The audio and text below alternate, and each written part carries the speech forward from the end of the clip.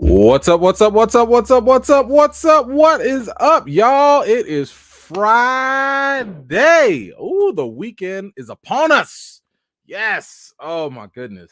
I still have not completely shaken off this cold. I'm getting there. I'm getting there. Okay. I thought you didn't want to be sick. Yes. I passed it to Mrs. E-Man too. So now, like, as I'm kind of getting over it, she's starting to like get it. And yeah, so she's out of commission right now. I don't know. She'll probably jump in the chat or something, knowing her because she nosy. Yeah,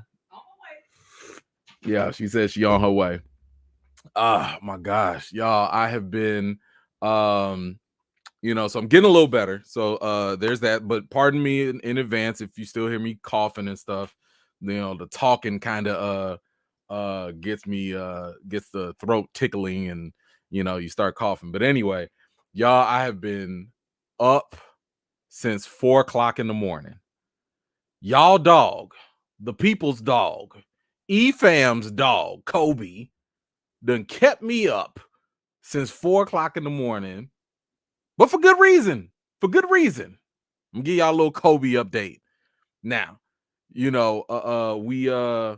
when we first got the dog, we had him on pee pads, the little training pads and everything, right? And a lot of people was like, man, them pads are a waste of time. Don't do it. It's a bad habit. And I agree, because I'm gonna tell you right now, cleaning up some poop every couple of hours ain't fun around the house. Not at all. By the way, Kobe is spelled just like the player Kobe, my idol. So Kobe, Kobe. So yeah, that pooping around the house thing was getting tired real fast. So I moved to crate training, right? So I bought a couple crates. I got a crate for downstairs, upstairs, whatever. And boy, we put that sucker in the crate. We like, look, man, you had a lot of freedom for this first week, but it's time for you to be a dog. You can't be no baby boy in here. You got to be a dog. He thought he was Tyrese, gonna be a baby boy in here. No, G, them days are over. Okay. My man got in that crate, was like, oh, it's a little tight up in here. Oh, good night. Went straight to sleep, but got him to stay in the crate and took him right outside, and he was spooked. He was like, where the pee pads at? What the pads at? I was like, ain't no pads, sucker. Go in the grass like a dog. He pooped and he peed, and I was ecstatic. It's 4 o'clock in the morning, and I'm sitting here like, my dog pooped. Good poop. You poop your poopy head. Poop. Yes. Oh, when I tell you that's a poop, I ain't got to clean up. I mean, I pick it up with the bag, but I ain't got to clean it up in my house. Ooh, yeah. Oh, yes. Yeah. No, yeah, you sitting here now. Yeah, they put him in the kennel now. See, he don't get all that leeway no more. Okay, he came in the house thinking he was running things. I told him from the first day, I'm the alpha. Okay, I'm the one that runs the house. He thought he ran the house for a minute because he got the little cute gray eyes and stuff. No, sucker, this is my house. Guess what? Ain't no more poop around here. Okay, we go for walks. He don't like the walks, but it's okay because he pooping outside. So I'm a proud daddy right now. That's all I just wanted to say. I've never thought I'd be so happy for one of my dogs, pets, kids, whatever, for pooping outside. But I am. Anyway, want to give y'all that little Kobe update. All right, let me go back. But no, I've been, oh my gosh. Yeah, he's had me up since 4 because he had to get used to the crate. And of course, they say like they can't hold a bladder for like 3 hours or something like that. However old the dog is at a year, something like that, whatever. So from 4 o'clock, we went outside, 7 o'clock, went outside, 10 o'clock, went outside. And your boy got to 3 interviews. I did 3 interviews today. One interview is actually with an actor for a very, very good show that we've talked about. So hopefully that'll be coming up soon. And 2 Bro, y'all, I went international. If you follow me on Twitter, I posted the link on Twitter. CBC Toronto News. I don't know how they got my info, but they was like, "Excuse me, would you like to talk about Will Smith and get interviewed for this?" I said, "Yes, please. Can I have another? Let's go." So yeah, they quoted your boy and y'all. We international. And then I had some other reporter out of nowhere. I don't know how they got my information. Some lady from National News Network. I don't know what it was called, whatever it was. She was like, "Hey, can you like do an interview about Will Smith and the whole news and everything in 15 minutes?" I was like, "Oh, why sure. Give me 10." Why?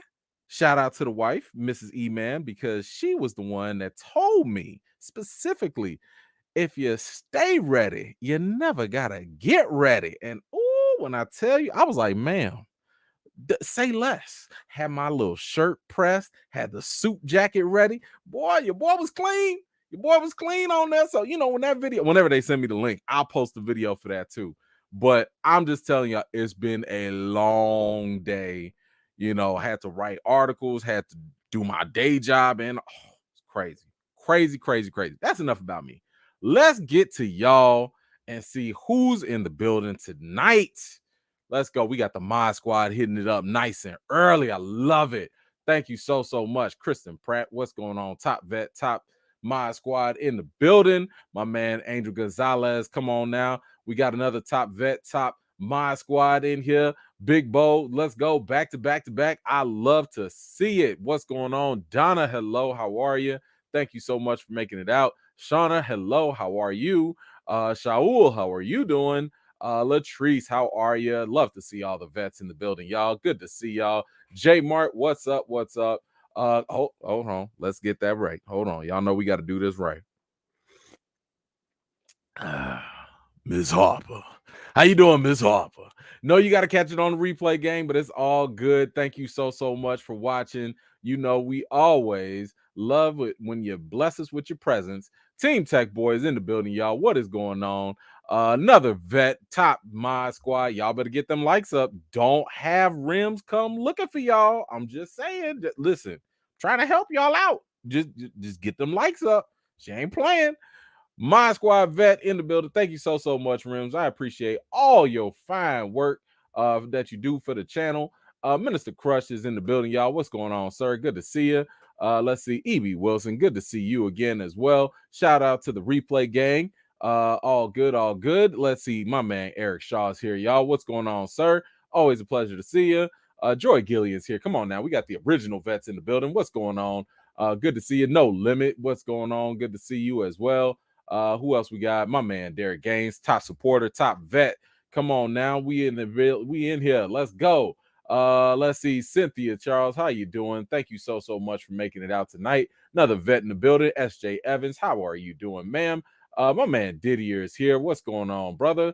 Good to see you. Donna, hello. Good to see you as well. Thank you so, so much for joining. Come on now. We got a superstar in the building. Marcy X, top vet, top supporter of the channel. Come on with it. Just had a birthday. Hope that birthday was fantastico. I don't know if that's a word, but we gonna make it up for tonight. Man, oh man, I was so happy that all of y'all were able to wish her a happy birthday. I really, really love when you guys can show each other love in the chat, because I go back and read the chats and stuff just in case y'all didn't know. So if I miss stuff, a lot of times, it's hard to run the show and read the chat and stay on topic. So I go back and reread everything, and I saw y'all giving her some love. So lovely to see that. So I appreciate y'all for keeping everybody in the chat and in the fam uplifted.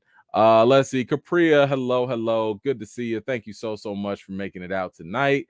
Let's see who else. Alexander, I see you. What's going on? How you doing? Let's see who else. Diane, hello. Another top supporter, y'all. Top vet in the building. Good to see you as well.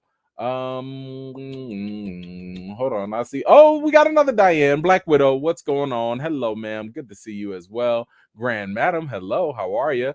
My man Nelson V is in the building. What's going on, sir? Always a pleasure. Metreon, what's going on? Thank you so much for making it out.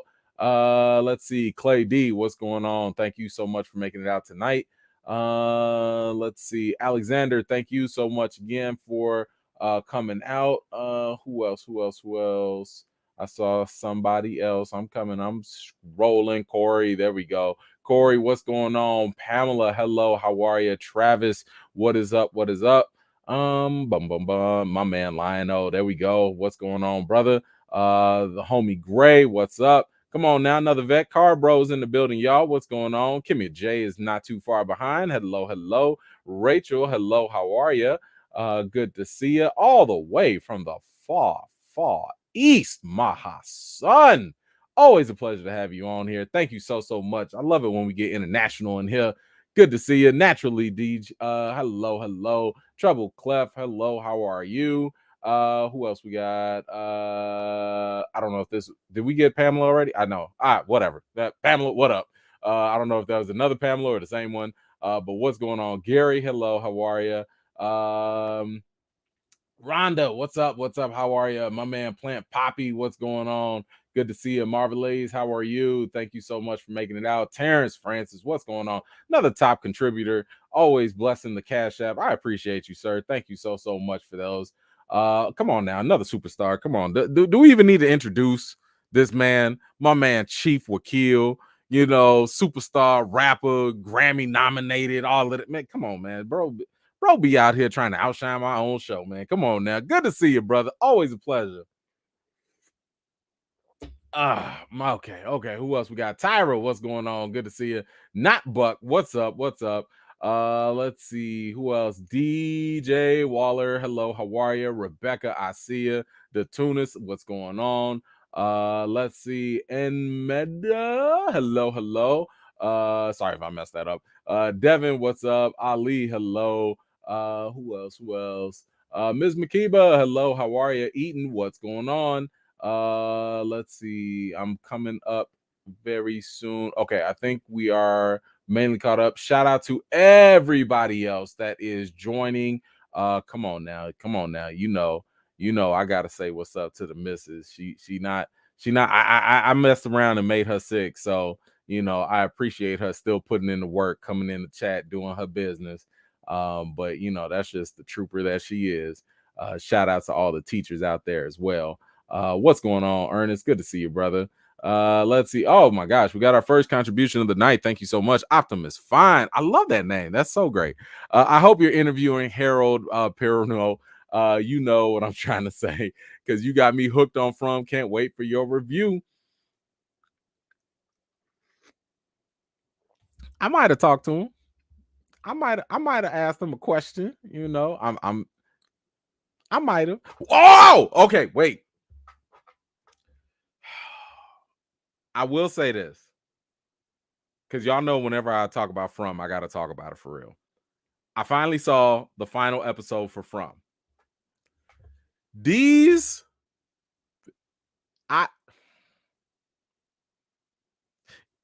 I'm not gonna say y'all gonna be mad, but I'm just mad at the way they like, because you don't want to spoil it. I'm watching the final episode. I get to the end of it, and I'm sitting here like, where is the second season? The same way y'all been fiending for every episode, every time. If you're not watching From, upgrade your life. Go watch From. I don't understand how they keep finding a way to increase the ante and increase the mystery and leave you on the edge of your seat. This is great storytelling. It's great storytelling.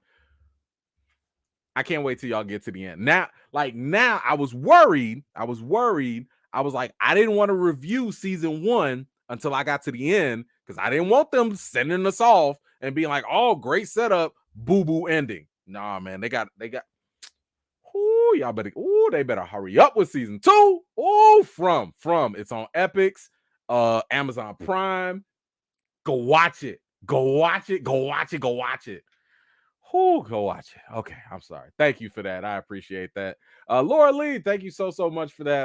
Let's see. I got your comment here. I love that saying. Stay ready, and you never have to get ready. I'm making note of that one. Please do. Hey, it is what it is. But thank you so much for that. Miles, thank you so much. Let's ban Mike Epps from stand up. Listen. If y'all follow me on social media, it's so funny. I had posted, do I even have that post? I had posted something about that where have y'all seen the Mike Epps whatchamacallit? It was the Mike Epps Netflix special or whatever. I'm sorry, that thing was not, it was not good. It was not good to me. I thought that I've always been under the impression that Mike Epps is really funny when it comes to um movies, skits, maybe TV series here or there, like or he's the kind of funny where, like, if you at a party or at a little get together, and he's conversational funny. You know what I'm saying? Like, he's that person that, like, is gonna crack jokes in the back of the room, people gonna laugh, and you gonna keep it moving, right? Here you go. But man, I mean, this man and stand up, they just don't go together, like, at all. I so it's funny because, like, I posted this picture. Let me see if I can get it here. I posted this picture on social media, and I was like, "Yo, this is just a compilation of me watching that Netflix special." And when I tell you, like, the comments on this had me dying. People was like, "I thought it was only me. I thought other people, I didn't know I was the only, I thought I was the only one." So I'm sitting here thinking, like, my goodness, I did not know that Mike Epps was universally not that funny in stand-up. And his last stand-up was atrocious. I mean, it was just really, really bad. I mean, he's sitting there with the microphone clapping and stuff all in your ear and laughing at his own jokes and repeating it 4 or 5 times. Bro, leave it alone. It ain't for you. It ain't for you. But anyway, if y'all like that Mike Epps thing, let me know. I guess if you have seen it, let me know your thoughts on it. But I have zero desire to ever watch another stand-up from Mike Epps. He's not a good comedian. Like, he doesn't get the craft, because it's a craft, it's an art form. Like, stand-up comedy is hard. It's not for any of you. People cannot just go up and do stand-up routines. They just cannot. You really have to practice that. And he didn't practice. He just got drunk and got up there, and it was a problem. But anyway, thank you so much for that, Miles. I appreciate you. Let's see. Derek Gaines, what's going on? Thank you, sir. What's in the rehab cup? Maybe tea and vodka. No, you know what? No vodka. I'm actually not a drinker. Like, I mean, I'll sip something, if we out in a party or something like that. I'm not really a drinker, but glad you asked. So this is a concoction of mint tea, raspberry tea, honey, and apple cider vinegar. I'm just trying all these different things just to see, like, what works. So far, it's helping. It's keeping my throat, like, not as irritated. So I can of course, as I say that, just trying to get all that stuff out of me, but that's what I'm drinking right now. Keeping it somewhat clean though. Appreciate you, Derek. Appreciate you. Thank you so much for that. Who else we got? Let's see. Okay, you're gonna have to help me out. Oh, it's Natalie. Okay. Because I was about to be like, I can't do this. Like, I'm already not good with names. You was gonna have to help me out. I was gonna be like, in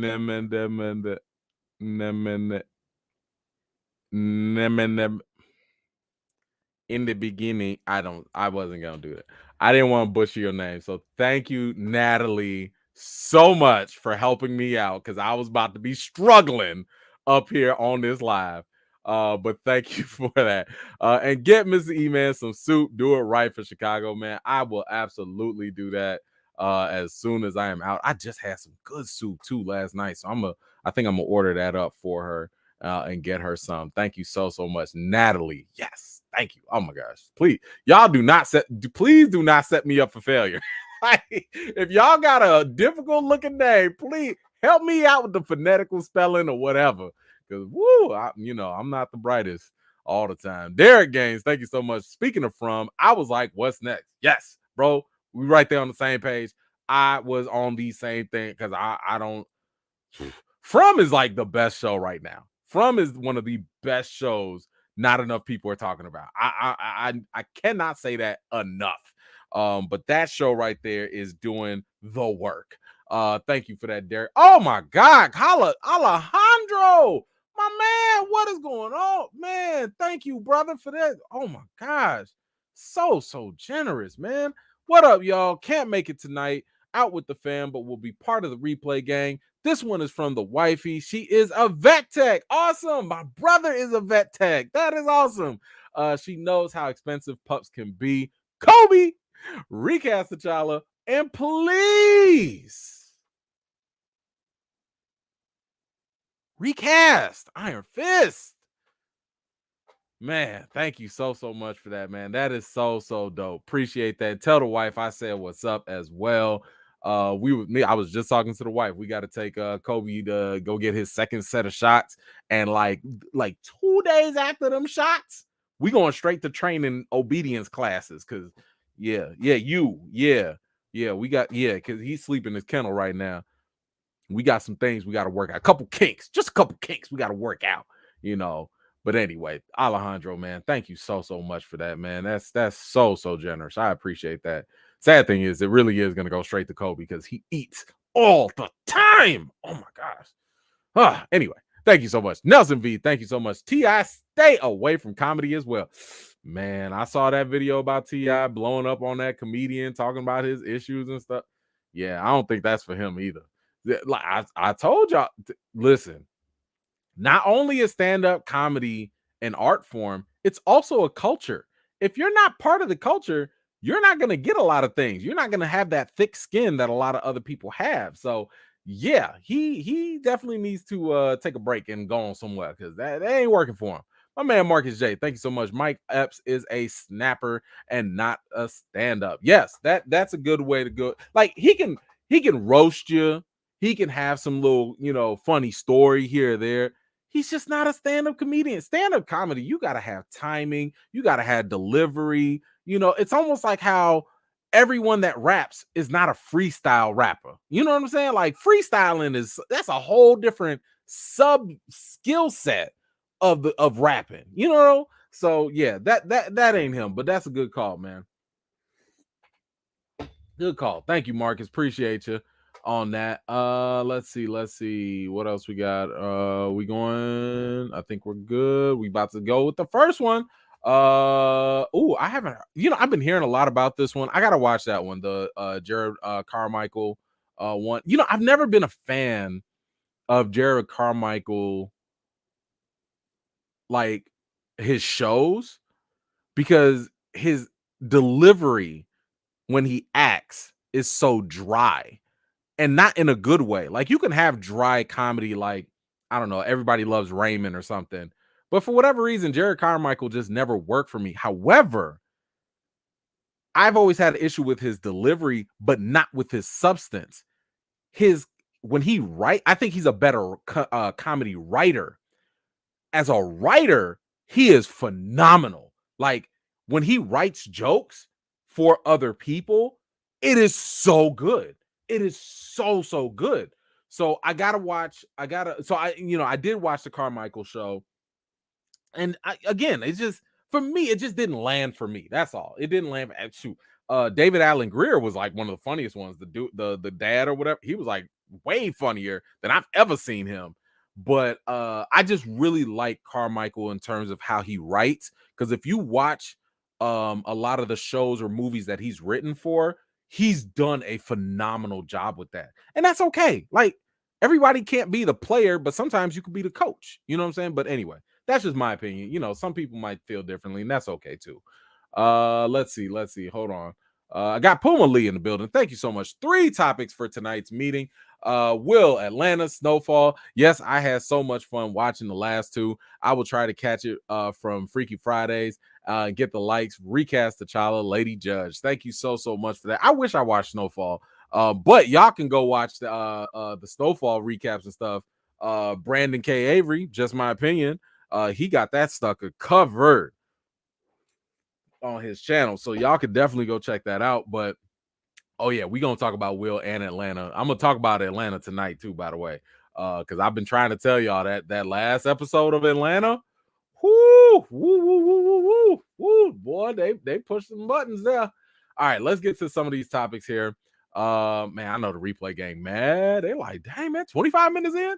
Yes. All right. So first and foremost, y'all, we got a reboot. We got a reboot on our hands, and that is with The Crow. Check it out. Bill Skarsgård is going to star in The Crow Reboot with Rupert Sanders directing. Now, do y'all remember that this is it? This is Pennywise right here. Can y'all see this? Can y'all see that? Now, this, would you look at this?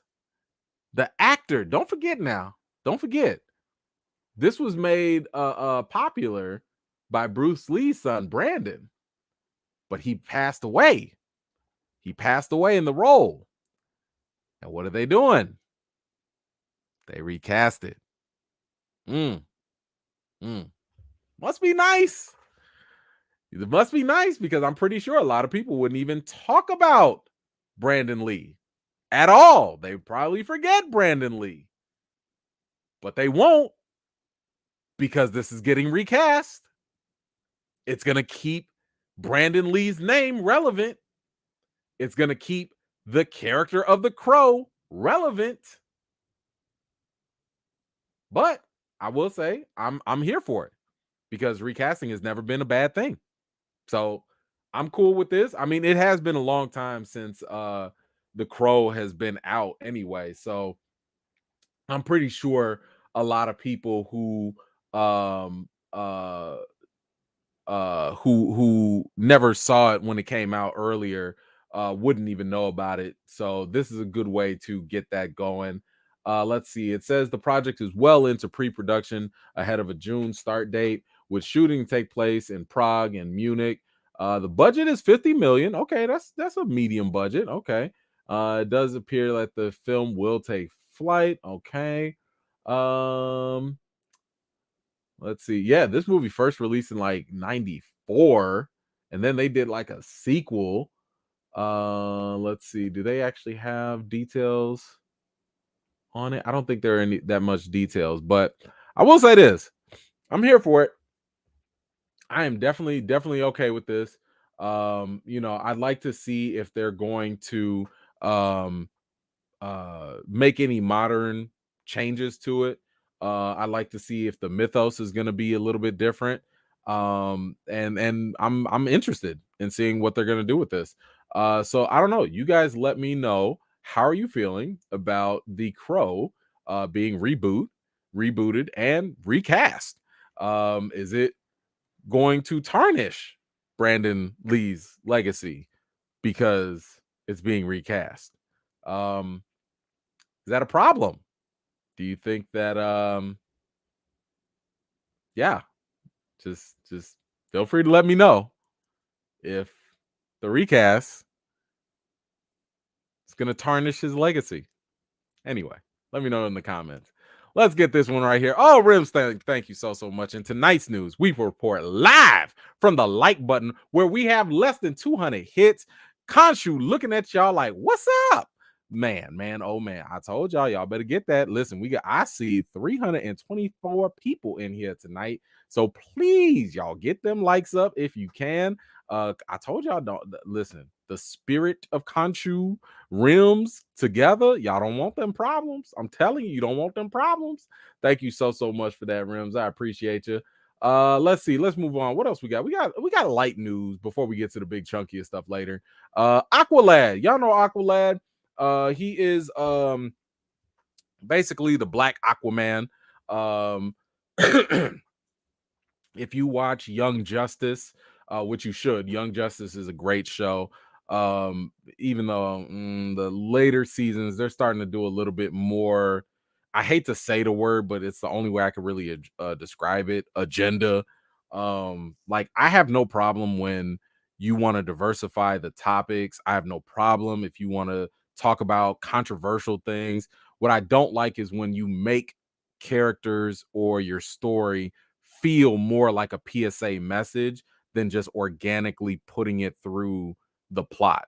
And Young Justice is starting to do that. Like, hey, we're just going to have a conversation about pronouns. Hey, we're going to do, like all these different things. I'm like, okay, like y'all don't have no good writers. Like you just have to you can't just throw that into the story. Anyway, Aqualad is going to be a series apparently that is going to be produced by Charlize Theron of all people. I had no idea that she was producing, but she is. So that is going to be in development on HBO Max. And what let me see. Let's see. The series will be a 1 hour live action dramedy. Okay, so drama and comedy. And the adaptation specifically follows the life of Jackson Jake Hyde. Okay. Let's see. Jackson Jake Hyde, a gay teenager living in New Mexico all his life. He has had a strange attraction to the water and yearns to escape his desert surroundings for the ocean. As he explores his abilities, including breathing underwater and controlling water, he also finds himself falling in love with his classmate, high school swim captain Kenny Lou. Okay. So that is going to be the origin for Aqualad. And sounds very similar. Now, this is one I don't recall.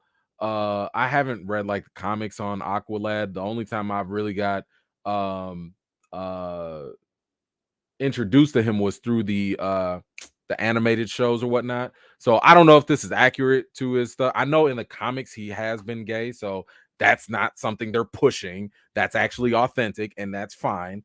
So like hopefully they get like, uh uh queer writers, queer director, I don't know, whoever, get people in the LGBTQ community to back this up, write it, and that way at least it could come off as authentic as possible. And we'll see how it is. So I don't know. Y'all let me know. Are you interested in the Aqualad origin story? If not, let me know. If you are, leave your thoughts in the comments. All right. What else do we have? We had some comment. Hold on. I don't want to skip nobody. Okay, there we go. There we go. There we go. All right. Here we go. Strictly Starlight. Thank you so much. The recast may work for Crow, but the trauma of the Clash of the Titans reboot. Ooh, ooh, my goodness. This Clash of the Titans. That movie. I remember. Was that? I'm thinking of the one with the claymation or whatever. I feel like the claymation was good. I think that was just Clash of the Titans, but the reboot was terrible. Ooh, that was so terrible. That was so terrible. Ooh, I felt bad for them. Couldn't do it. Couldn't do it. Thank you for that. Appreciate that contribution. Derek Gaines, Brandon Lee was killed on set. They did other movies, but they're horrible. Yeah, it never really recovered after his tragic passing. But it's yeah, yeah. So I don't know. Maybe we'll see. Hopefully, this reboot will you know, not tarnish his legacy and elevate it, because reboots are not a bad thing, and neither is recasting. All right. Oh, wait. Hold on. We got Marcus J. Come on, let's go. Thank you so much, bro. Please tell me you caught Tony Baker on the Breakfast Club. Such a good, real interview. You next. Recast T'Challa. Say T'Challa, please. Recast Iron Fist. Release the X-Men. I saw it. Usually, I do watch the Breakfast Club a lot. It is a favorite show of mine. I saw that he was on there. He's my inspiration, not as a comic or anything, but just as someone, who's been doing social media. I seen him doing his voiceovers from when he had like only 100,000 followers. Now he had like 2 million or something like that. So I was super, super proud of Tony Baker for being on there. I have seen him on there. I did not watch the interview yet though, because I told you I was busy all day. Like I had 3 interviews of my own. I was doing a whole bunch of other stuff. But I will definitely check that out later on tonight. But thank you, brother. I appreciate you, Marcus. You're always a top supporter and top vet in here. I appreciate your contribution, man. Let's see. All right. Who else? What else do we have? We got Sherlock Holmes spinoff, y'all. I don't know about y'all, but I really enjoyed the Robert Downey Jr. Sherlock Holmes movies. Like I really, really like those. And I know some people be saying like, the second one was not that good and all this stuff. I don't care. Like I enjoyed them thoroughly. I thought those were like, outside of like Iron Man, I thought those were some of Robert Downey Jr.'s best roles as in that spot. But it looks like hold on one second here. I want to make sure I get all this. I see the connection ain't too hot. I want to make sure I get that together. Okay. So it looks like here that we are getting a spinoff, and he is going to be producing this. Him and his wife, I believe. These things are in early development for HBO Max. Let's see. What did they say? Further expanded. Okay. So these are going to be 2 separate spinoff shows, and it's going to be set in in Robert Downey Jr.'s Sherlock Holmes universe. Per the report, each of the 2 shows is planned to focus on new characters introduced in Sherlock Holmes 3. It remains unclear exactly which characters these might be and if Downey would be making any special appearances as Sherlock. Huh. So, all right. This, I would say, give me that Sherlock Holmes 3 first, because that has been postponed because of the pandemic since 2020. So I'm still waiting for Sherlock Holmes 3 to come out. And I mean, I guess if y'all gonna give me some new characters for a spinoff, okay. But can you have Robert Downey still show up in those too? Because if not, I don't know. Like, I don't know. We still need to see what Sherlock Holmes 3 is. I'm kind of wondering, y'all must be real bold to have this, and we haven't even seen 3 yet. Because usually you do the spinoffs if the movie's going to be successful. So I don't know. We'll see if the 3rd one is successful. I hope it is. I will say this though. Ever since Iron Man, Robert Downey ain't been hitting like he used to. Like in all these non-Marvel movies, he ain't really been hitting. Just saying. Did y'all go see Dr. Dolittle? Like, did y'all go see? I don't even know. Like some other movie he did about I don't know. Like some of his movies, nobody talked about him. Nobody cared about him. But the Sherlock ones are the ones that I actually do care about, and I hope he does continue to do those. So we'll see if that happens, and we'll see where it goes. But let me know, are you excited for Sherlock Holmes 3? And how do you feel about these spinoffs? Are the spinoffs something that you want to see, or do you want to take a wait and see approach? I don't think I've ever been like, I really don't understand why people why these studios keep thinking we want spinoffs with all these supporting characters or random characters. Like, unless y'all know that you guys are gonna make those characters really dope, I don't know. Like, I've never really read or watched a Sherlock Holmes thing to be like, oh, I want to learn more about all these other people that are not Sherlock Holmes. I don't. Like, I wouldn't want to see a James Bond movie about Q. I don't care about M. I don't care about Minnie Penny. I don't care about none of them. Like, they're supporting characters. I don't know. That's just man, y'all just stretching it with all these supporting characters and world building. Really? Next thing you know, they're gonna make like a blockbuster movie with supporting characters and leave out the main character. That'd be stupid, right?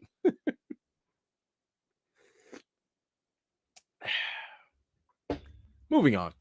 All right. What else do we have here? Speaking of sequels, we got a little Creed 3 update here. And oh wait, before we get to that, let me get my man Marcus here. Thank you so much, Marcus. Appreciate you. RDJ getting to the bag to pop back into the MCU. Mark my words. If not, chilling with right here. Gonna be in a future flick. Yeah, chilling with Riri. Yeah, I could see that. I wouldn't. I don't think he can ever go back to the MCU unless it's for a cameo, and if the cameo is small enough where Marvel doesn't have to pay a ridiculous amount of money. Because if I'm not mistaken, I want to say in Spider-Man No Way Home, RDJ showed up for like a total of 10 minutes of screen time, and they had to pay him like $10 million or something like that. It was something stupid. Like he just showed up, said a couple lines, left, and that was a $10 million check because his rate was so high at that point. And you can't give him like another solo movie unless you're ready to pay him like a $1 billion. Like they don't go down in rates. It doesn't matter. Like they're going to keep that rate and go only higher. That's why ScarJo, they didn't want to pay her that much money, because her rate was already like 20 million from the jump. You can't go lower than that, So unless they put him in as a cameo, maybe just do some voice work, and be the CGI for Riri. Hey, maybe that'll do something. But yeah, you on something there. You on something. Let's see. What you say here? Derek, thank you. But E-Man, they did that with Agents of Shield. I mean, they did, but here's the thing: Agents of Shield also suffered in the first 2 seasons. Like it suffered pretty badly. Ratings were going down. It was about to get canceled, and then sooner or later they started to do their own thing. And I will admit, Agents of Shield did get better. It got a lot better, especially in like season 4, I think, with the LMDs. But I would say for every one show that takes supporting characters or world building and does something positive, you probably have 3 or 4 more shows that don't succeed. Like it's just not. I just don't see it as a winning formula. That's all. But anyway, thank you for that, Derek. Appreciate you. Let's see. Rims back at it. Sending a quick shout out to our brother Derek Gaines. Proud of you, fam, for pushing. Keep your head up. And remember that E-Fam loves you always. Love. See, that's what I'm talking about, man. Like, this is great love. I don't even know what we're talking about, but I appreciate y'all just uplifting each other. Good stuff.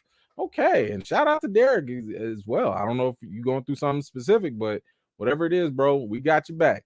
Let's see. Brooke Shears, thank you so much. Don't forget ScarJo food stamps in the contract.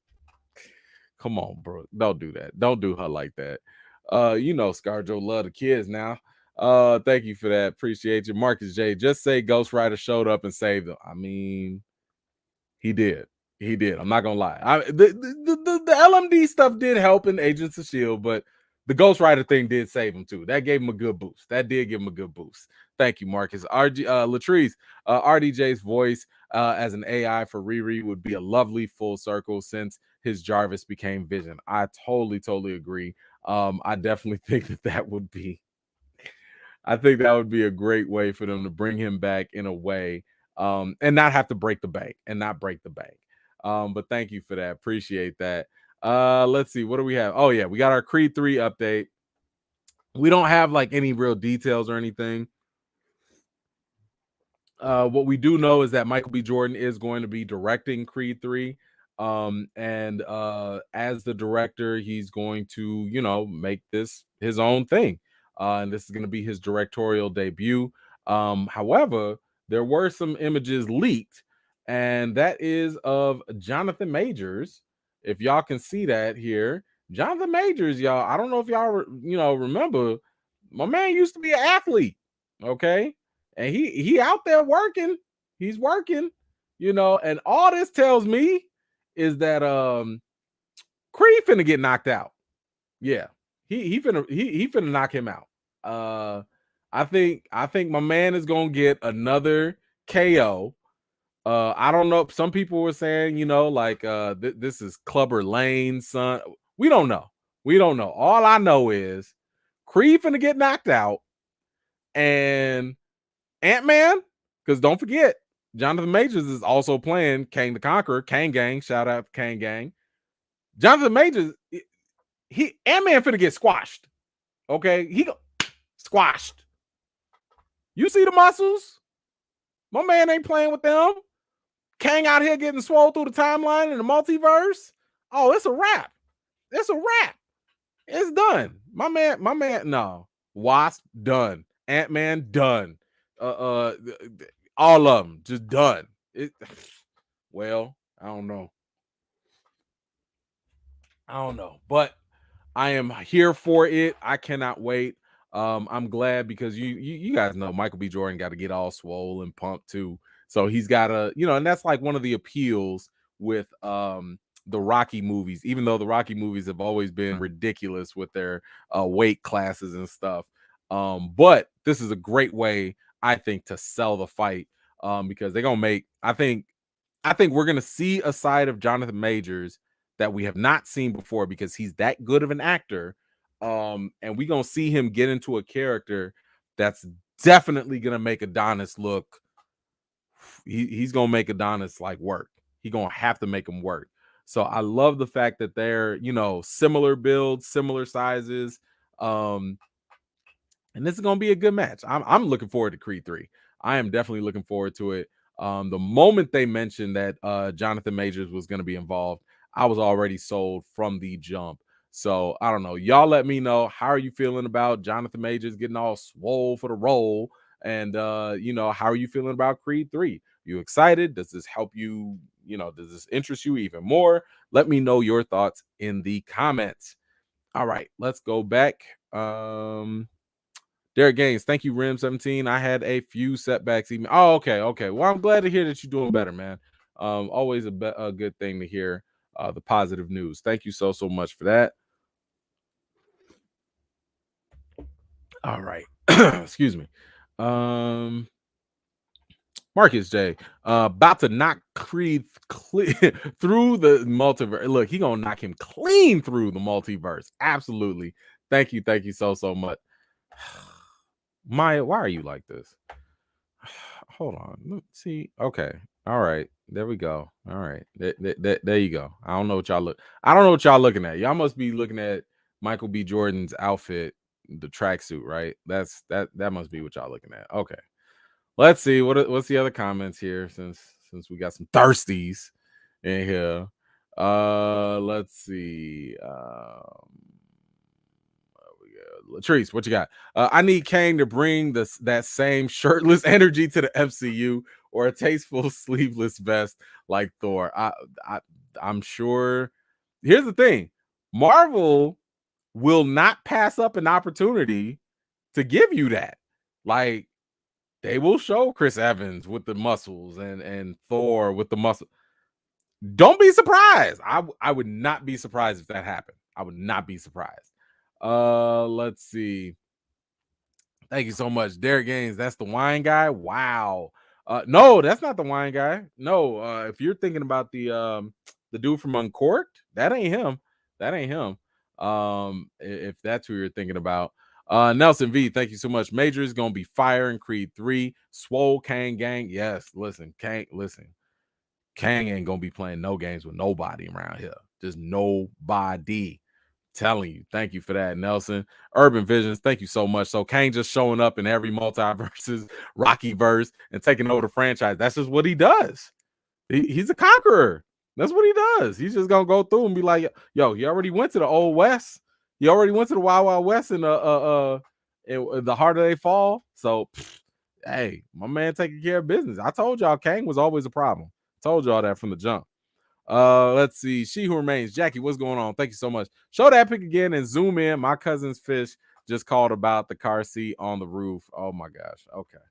All right, here y'all go. I don't know. Look, there we go. There we go. This, yes, he does some push-ups. He does a couple push-ups. Okay. That's, see, maybe I should leave that one up. With the, okay. There we go. There we go. Let's see. What do we got? Puma Lee. Agents of Shield had Kree and time travel. I also enjoy Agent Carter. Can we give can we give to the first Black lady Supreme Court judge? Absolutely. Pedro the car Cade Atlanta had me weak. Yes, that was definitely hilarious. But yeah, shout out to the very first Supreme Court Justice. Ms. Jackson is there. It is such a huge historic moment. Thank you so much for that.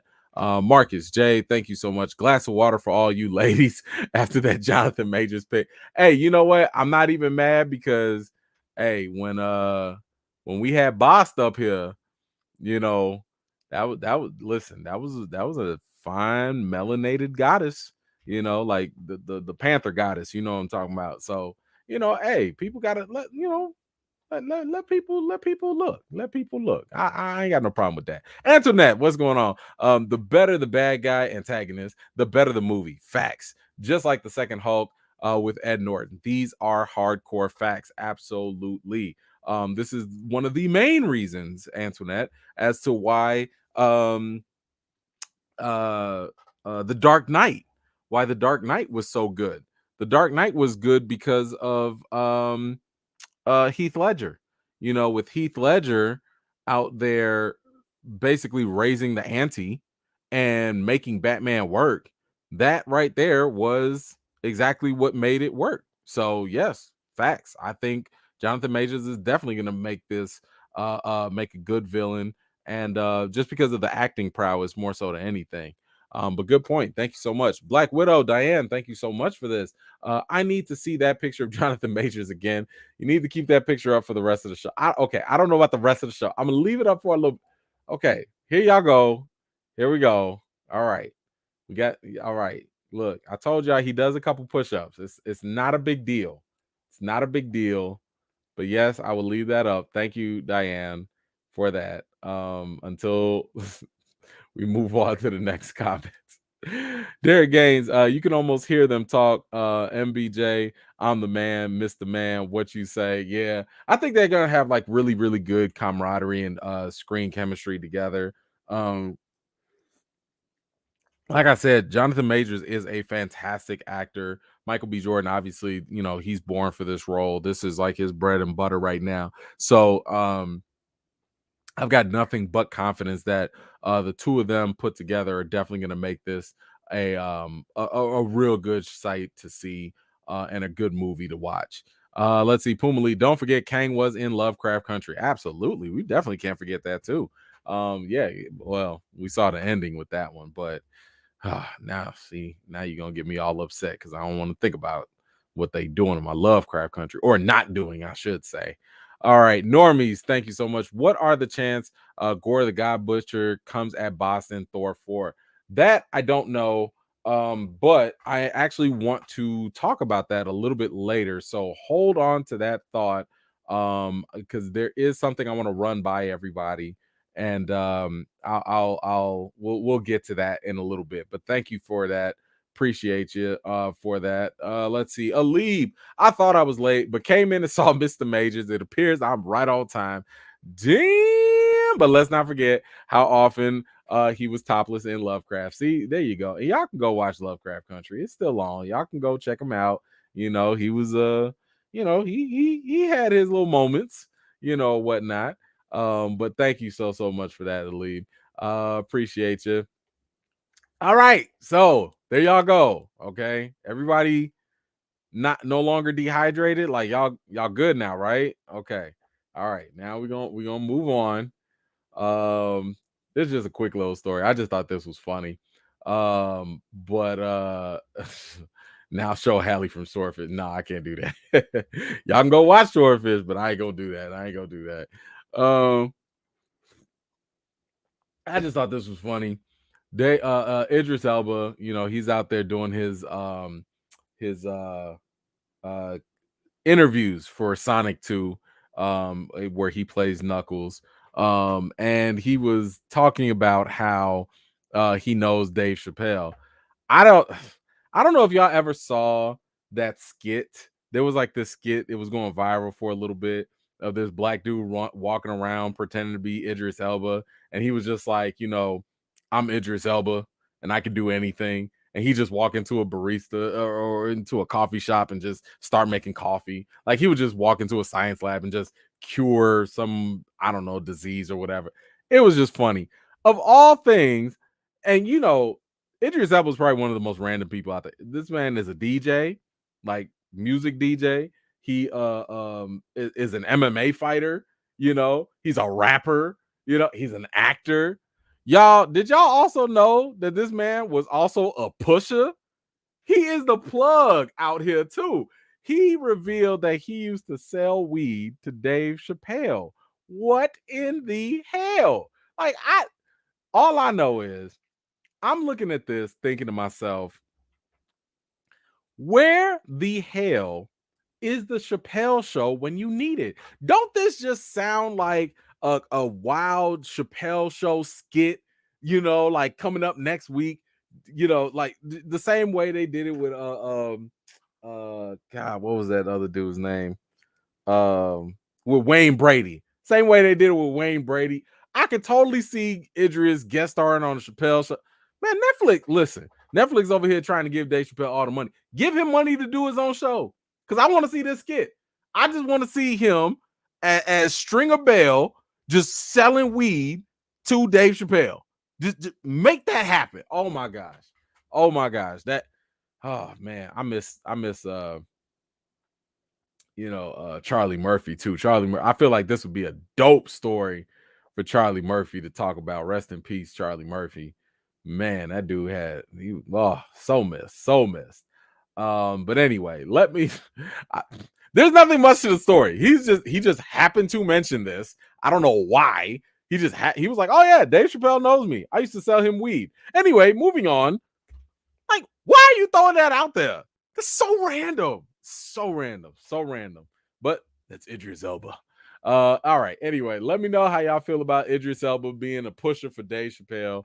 I can't even act like I'm surprised that of all people would be Dave Chappelle if you're talking about weed. If it wasn't Dave Chappelle, it'd be Snoop Dogg, right? Like it's got to be one or the other. So I'm not surprised at all. But let's get to these comments here. My man Marcus J, thank you so much. Back at it. You see, this is why I like Tony Baker. My guy fights for the regular body built heroes. Why can't I have super strength and a little side flap? Ain't nothing wrong with a side of bacon. I totally agree with you on that. I mean, listen, I've said for a long time, we're gonna have to get over the whole idea of superheroes being like ridiculously jacked up and stuff. Like, I get that was an 80s thing. I get that, with the early Marvel and stuff, Captain America getting all swollen. I get that, but that's not something you can sustain. Like that's not something these actors can keep up for a long time. You asking somebody in their 40s, 50s to stay in shape. You know how quick you listen. Once you get to the wrong side of 30, it's done. You can maintain, you can still get in shape, but I'm just saying things get harder at that point. Everybody can't walk around with a six-pack like that and act at the same time. So you're gonna have to start making some hard decisions. And this is one of the reasons why Dave Bautista didn't want to keep playing Drax. This is why he's quitting that role. This is why Hugh Jackman didn't want to continue playing the role of Wolverine. He was like, yo, I don't want to have to keep working out. Eating the plain chickens and oats and stuff, that diet, it's ridiculous. To do that all day, every day for one role in a couple of months, yikes. So yeah, hey, I'm here for the let's do the dad bod superheroes. I'm down with that. Give them some powers. We got visual effects and stuff you could throw in after the fact. Man, that'll work for me. Shoot, give me an easier cosplay to do. Thanks, Marcus. She Who Remains, Jackie's at it. Come on now. But for real, put it back up. I need to see what book Michael B. Jordan's holding and what Atticus Chain say. when he doing pull up. He ain't reading nothing. Don't worry about what he reading. Leave him alone. Y'all better go watch Lovecraft Country again. That's what y'all need to go watch. Go rewatch that. Thank you, Jackie. I appreciate you. Danielle, thank you so much. I'm the oil on Mr. Major's body. What is wrong with y'all? So yummy in my tummy. You're doing a wonderful job. Y'all are bad. Y'all are terrible. I'm sorry. I shouldn't. All right. I can't even. And I got rid of the picture, so I'm sorry. I couldn't even put it back up if I wanted to. Thank you, Danielle. Enjoy your side job as the oil on Mr. Major's body. Ernest, thank you so much, sir. Let's see. E-Man, what's Sony thinking? My son fell asleep. I don't care, nor will anyone care about Spider-Man characters other than Venom. Sony, please stop and messing up Marvel's name with them trash movies, man. Get ready for Madam Web. Get ready for Craven. Get ready for the Sinister Six. I think they're really gonna try and throw all of these characters at you. And eventually they will throw a Spider-Man at us. We don't know which one it is. It could be Toby. I doubt that. It could be Andrew, probably more likely. But it could also be Miles Morales. For all we know, I'm very, very worried if Sony were to give us Miles Morales before Marvel Studios does. I would much rather Marvel Studios give us Miles Morales live action than Sony, because Sony's doing a good job with the animation. They killed it with the Spider-Man Spider-Verse movie. That was fantastic. One of the best, Spider-Man movies to date. But I don't know if I trust them with a live action Spider-Man right now. I don't. They track records like real sus right now, just real sus. Let's see, Marcus Day, thank you so much. P.S. Idris a DJ too. Yes, I think I did mention that as well. But thank you so much for that, Marcus. Derek, what's got that Wayne Brady skit was so funny. That's iconic. That thing is legendary. Man, Wayne Brady, listen, that thing will go down forever as comedy gold. Thank you for that, Derek. She Who Remains. How much can we pay you? We listening. I promise. Jackie, I don't have the picture no more. I don't have it anymore. I don't know. Let me see if I can find it. I don't know. I don't know. You don't have to pay me for this. Y'all can go watch Lovecraft Country for free. Like, just go watch Lovecraft Country. He's on there. Like, cheeks and all. He's on there. I'm just saying. Anyway, what we got? Didier, what you got? Idris out here like the Heelys from Amon. Yeah, I know, man. Hey, he doing it all. He doing it all. He is doing it all. Thank you so much for that, Didier. I appreciate you. Mars Reese, Mackie don't look like no superhero, and he out there.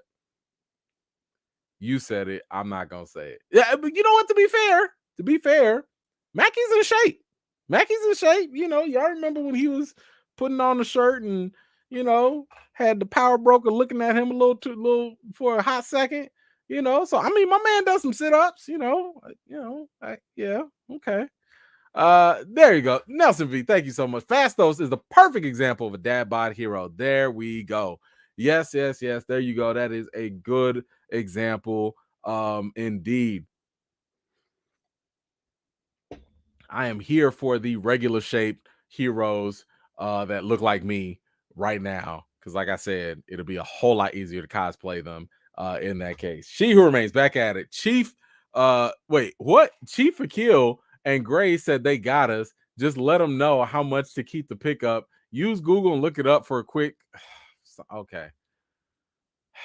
Y'all will wait. Okay. I didn't know that this was going to cause this much of a stir. I just was not aware. I wasn't aware. My bad for putting it down, I guess. Just give me a second. Give me a second. I'll see what I can do and get this back up, because I had no idea it was going to cause this much of a stir like that. I mean, the guy does 2 push-ups and everybody's going crazy. But okay. Let's see where.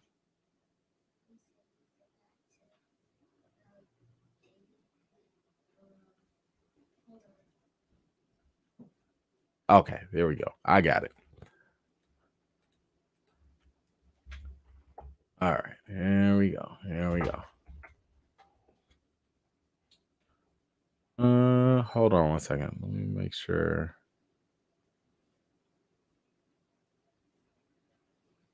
I didn't miss nobody, did I? Okay.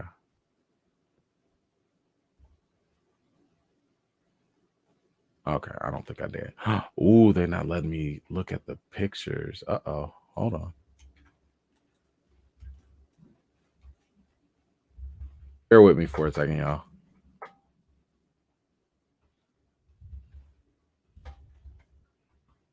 Ooh, this is whack. Okay. We'll just do that. All right. In the meantime, let me grab these comments. Y'all go ahead and look at that real quick. Okay. Sorry. Hope this, like, y'all be okay now. Like, I don't know. Put a little water on some of y'all. What do we have? What do we have? Fastos. Yep, got that one. Okay. Got there you go, Jackie. Got you covered. Marcus J. All right, what we got? Don C is a better example of a hero. Too damn tired. Don Cheadle, are you talking about? I think I think that's who you're talking about. But okay, you know, I'll take that too. Thank you for that, Marcus. Appreciate you. What we got? Nelson V. Where is he who runs for? Listen, somebody call him because clearly there's a fire going on at their house. And it ain't going out no time soon. Where is TG? Somebody get my man on the line. Derek Gaines, E-Man, you missed one. I said put up one of Miss Berry from. I saw that earlier. No, I said I can't do that because you know, I can't do that. But I didn't miss it. I didn't miss it. Thank you for that, Derek. Let's see, Chief. I ain't even say nothing. Love you though, Jackie. So I concede. Okay, all right. Appreciate you, Chief. Thank you for that. Okay. Can we move on? Like, is it okay if I take this down? Because like I got other topics I got to talk about. Like, if that's okay with y'all, you know. Jeez Louise. All right. That's all I got. That's all I got. All right. No, okay, there goes that. All right. Jeez. Y'all are on one tonight. Okay. Oh. Did y'all? All right, y'all know. If you have been on my channel for some time, we've had some issues with Tyrese. And you know, whether it's him going on these weird tangents or him crying on screen or talking about The Rock or I don't know, whatever stuff. Tyrese is always doing something. He's always doing something. And apparently something happened to him. Something got him. Y'all know Morbius came out and he's in Morbius. He's in Morbius, right? So while he's in Morbius, of course he's gonna promote the movie. That's his job. He got to do that. Ooh. Y'all. Let's look at what happened here. It looks like Tyrese Gibson was fooled by a fake quote by Martin Scorsese calling Morbius the truest height of cinema. The truest height. I want to make sure y'all see this. This is the quote that Tyrese thought was real. I was aghast. He thinks this is from Martin Scorsese, by the way. He said, I was aghast to find out it was based on a comic book. This is the truest height of cinema, and even I cannot top it. As a wise man admits when he is wrong and I was wrong, I apologize to all comic book movies. And Tyrese goes off to say, let me get that out y'all way. Wow, wow, wow, wow. I can't believe what just happened. Whoa. Cheers and hats off to you, Daniel Espinosa. This is so amazing, King. This is the King of Kings of cinema, Martin Scorsese. This is huge. This is fake. Martin Scorsese ain't say this. Ooh, they got him. They got him. Oh my God. They got Tyrese out here thinking Martin Scorsese was going to come out here and praise a comic book movie like Morbius? Morbius?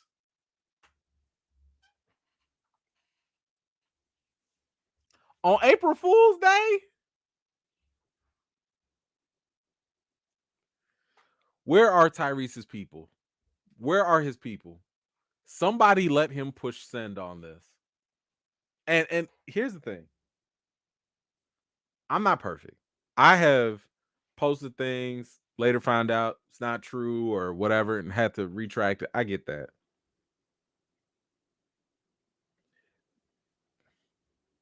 Bro, you was in Morbius. And you think Martin Scorsese, of all people, who apparently hates comic book movies, was gonna like your movie? With you in it?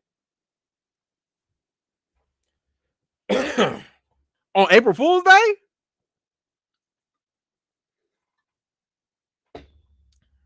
People gonna learn today. People are going to learn today. I had a hearty chuckle at that because I was like, bro, I don't know how you didn't think twice about that. You didn't even think for one minute. Just did he say that? Did he? It's April Fool. Did he? Yikes. Anyway, of course, he quickly deleted that and it's no longer there. But of course, the internet never forgets. So yeah, it is what it is. Thank you. Let's see what we got. We got some comments. Puma Lee, thank you so much. Hallie in her James Bond suit. Listen, first of all, I'm not gonna go putting that up because it's gonna go down a whole thing. People gonna be requesting pictures. I'm not gonna do it. Had our fun with it. Not gonna go through all that. But I had that specific picture on my college wall.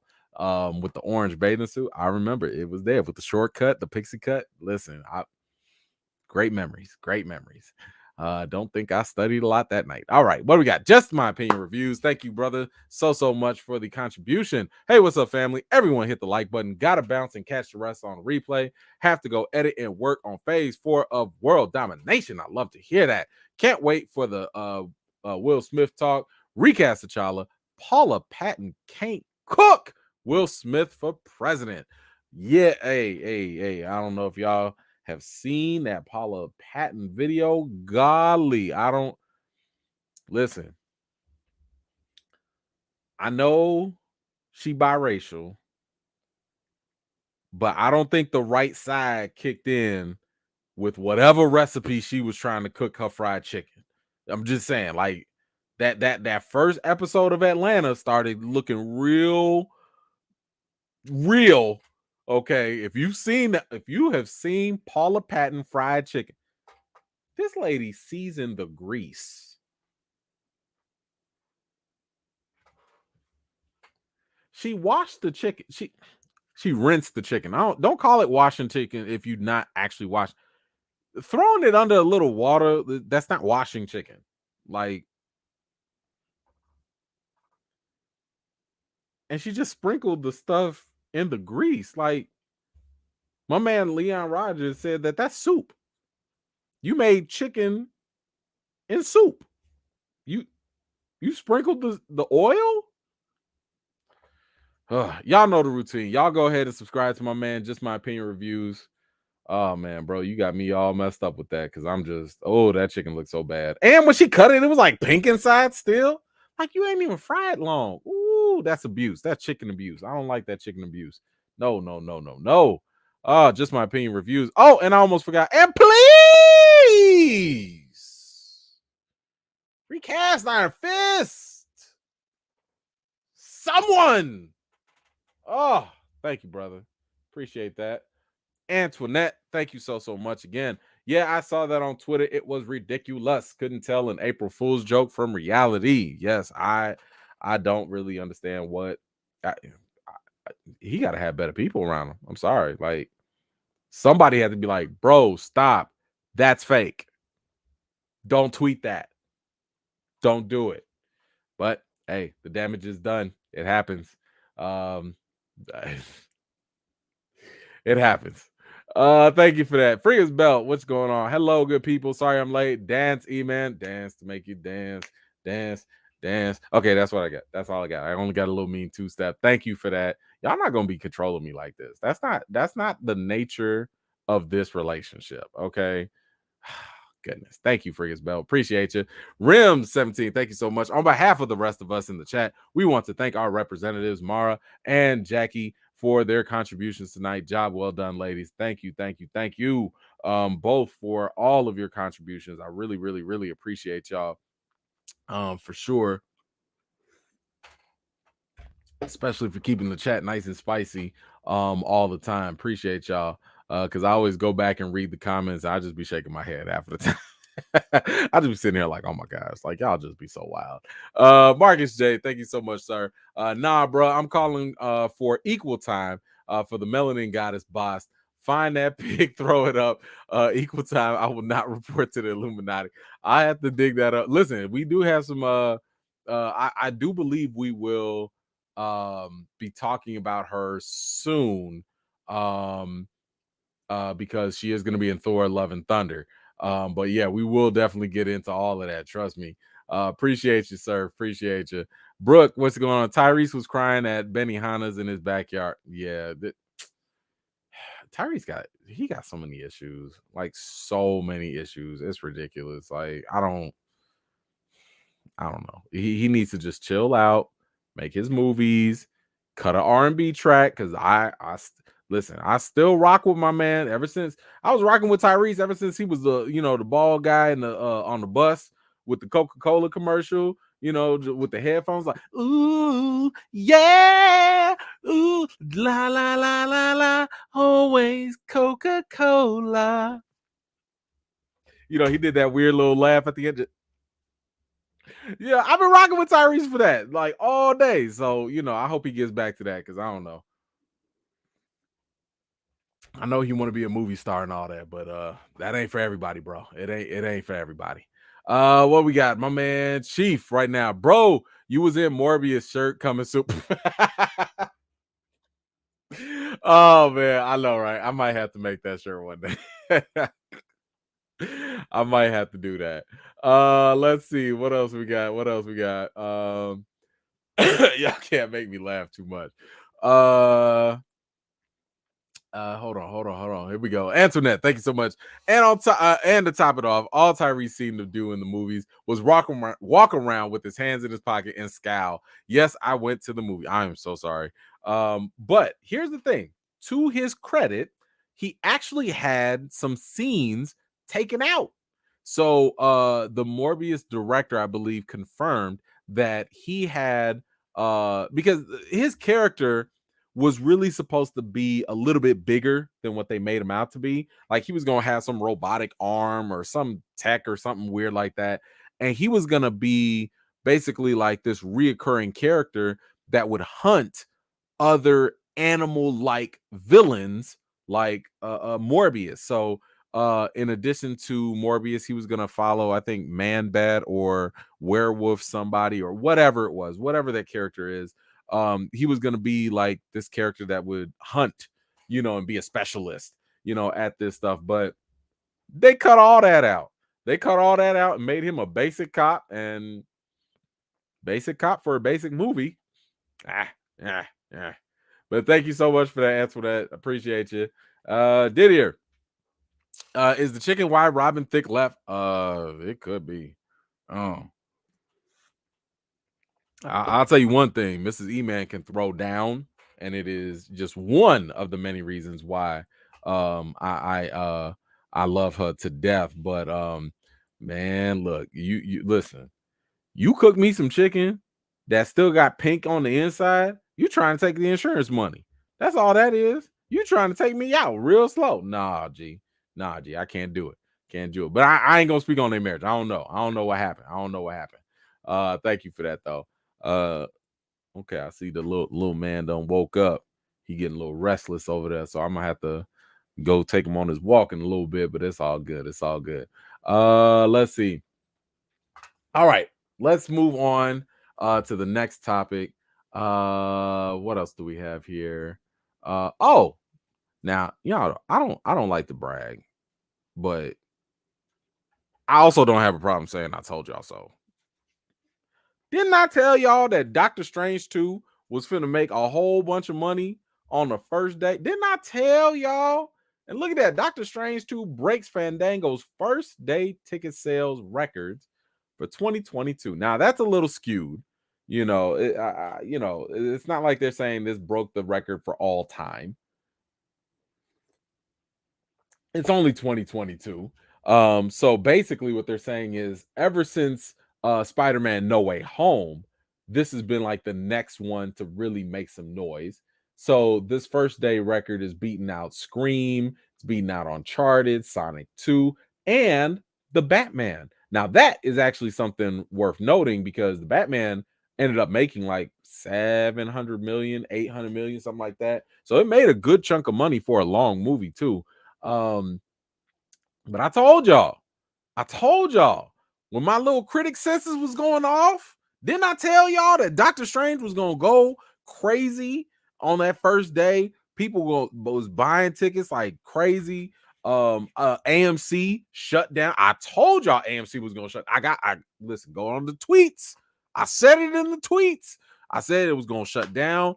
I don't even understand why these studios don't realize that this is going to be a thing.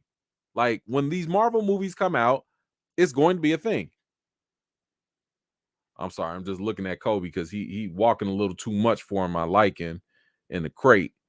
Just don't want no accidents. That's all. But I told y'all this was gonna be a thing. So listen,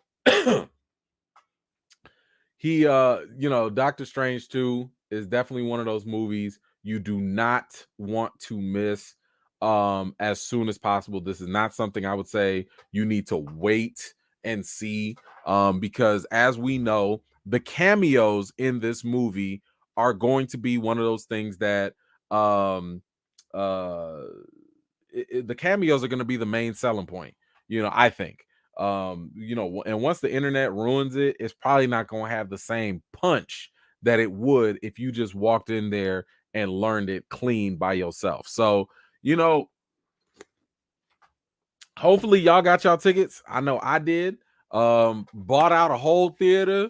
We got some people in the chat right now. We got the Mod Squad coming in. I cannot wait to see y'all. That is going to be phenomenal.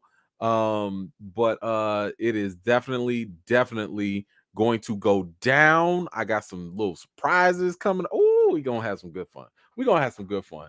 So cannot wait. I think I only have I might only have like 20 seats left. Like I posted. Here's the thing: the Doctor Strange tickets they were getting sold out online. I bought I bought like over 150 tickets or something like that for a theater, and I posted it. I didn't even post it like all the way. I just immediate friends, family, stuff like that. I had like 80% of the tickets bought out. Like people was just like, I need one, I need five, I need 10, I need one, I need two. In like 4 hours. In 4 hours, over 100 tickets sold to the watch party. So listen, it is we gonna have a good time because the real trick, and I don't tell people this all the time, the real trick for a good watch party is to just make sure that the movie ain't terrible. As long as the movie ain't terrible, it's not gonna be a bad thing. So anyway, I don't think it's gonna suck. So hopefully it'll be all good. because the movie suck. People gonna be like, man, this watch party suck. Nah, man, don't tie that with me. Don't tie that with me. Urban Vision, what's got? Most theaters in NYC have already added extra screens for Doctor Strange 2. Yeah, and I believe that they're gonna have to keep doing that. Because that first week is gonna be nuts. Like after, I don't know how much replay value this movie's gonna have. But that first week is definitely going to be a really big one for the movie. And we'll see. I don't know. Maybe they throw a lot of stuff in there that prompts people to go back and rewatch it. But one way or another, that is definitely going, when that comes out, that's gonna be the only thing people talking about. I promise you, that's the only thing we're gonna talk about. But yeah, it is definitely going to be a sight to see. So I cannot wait.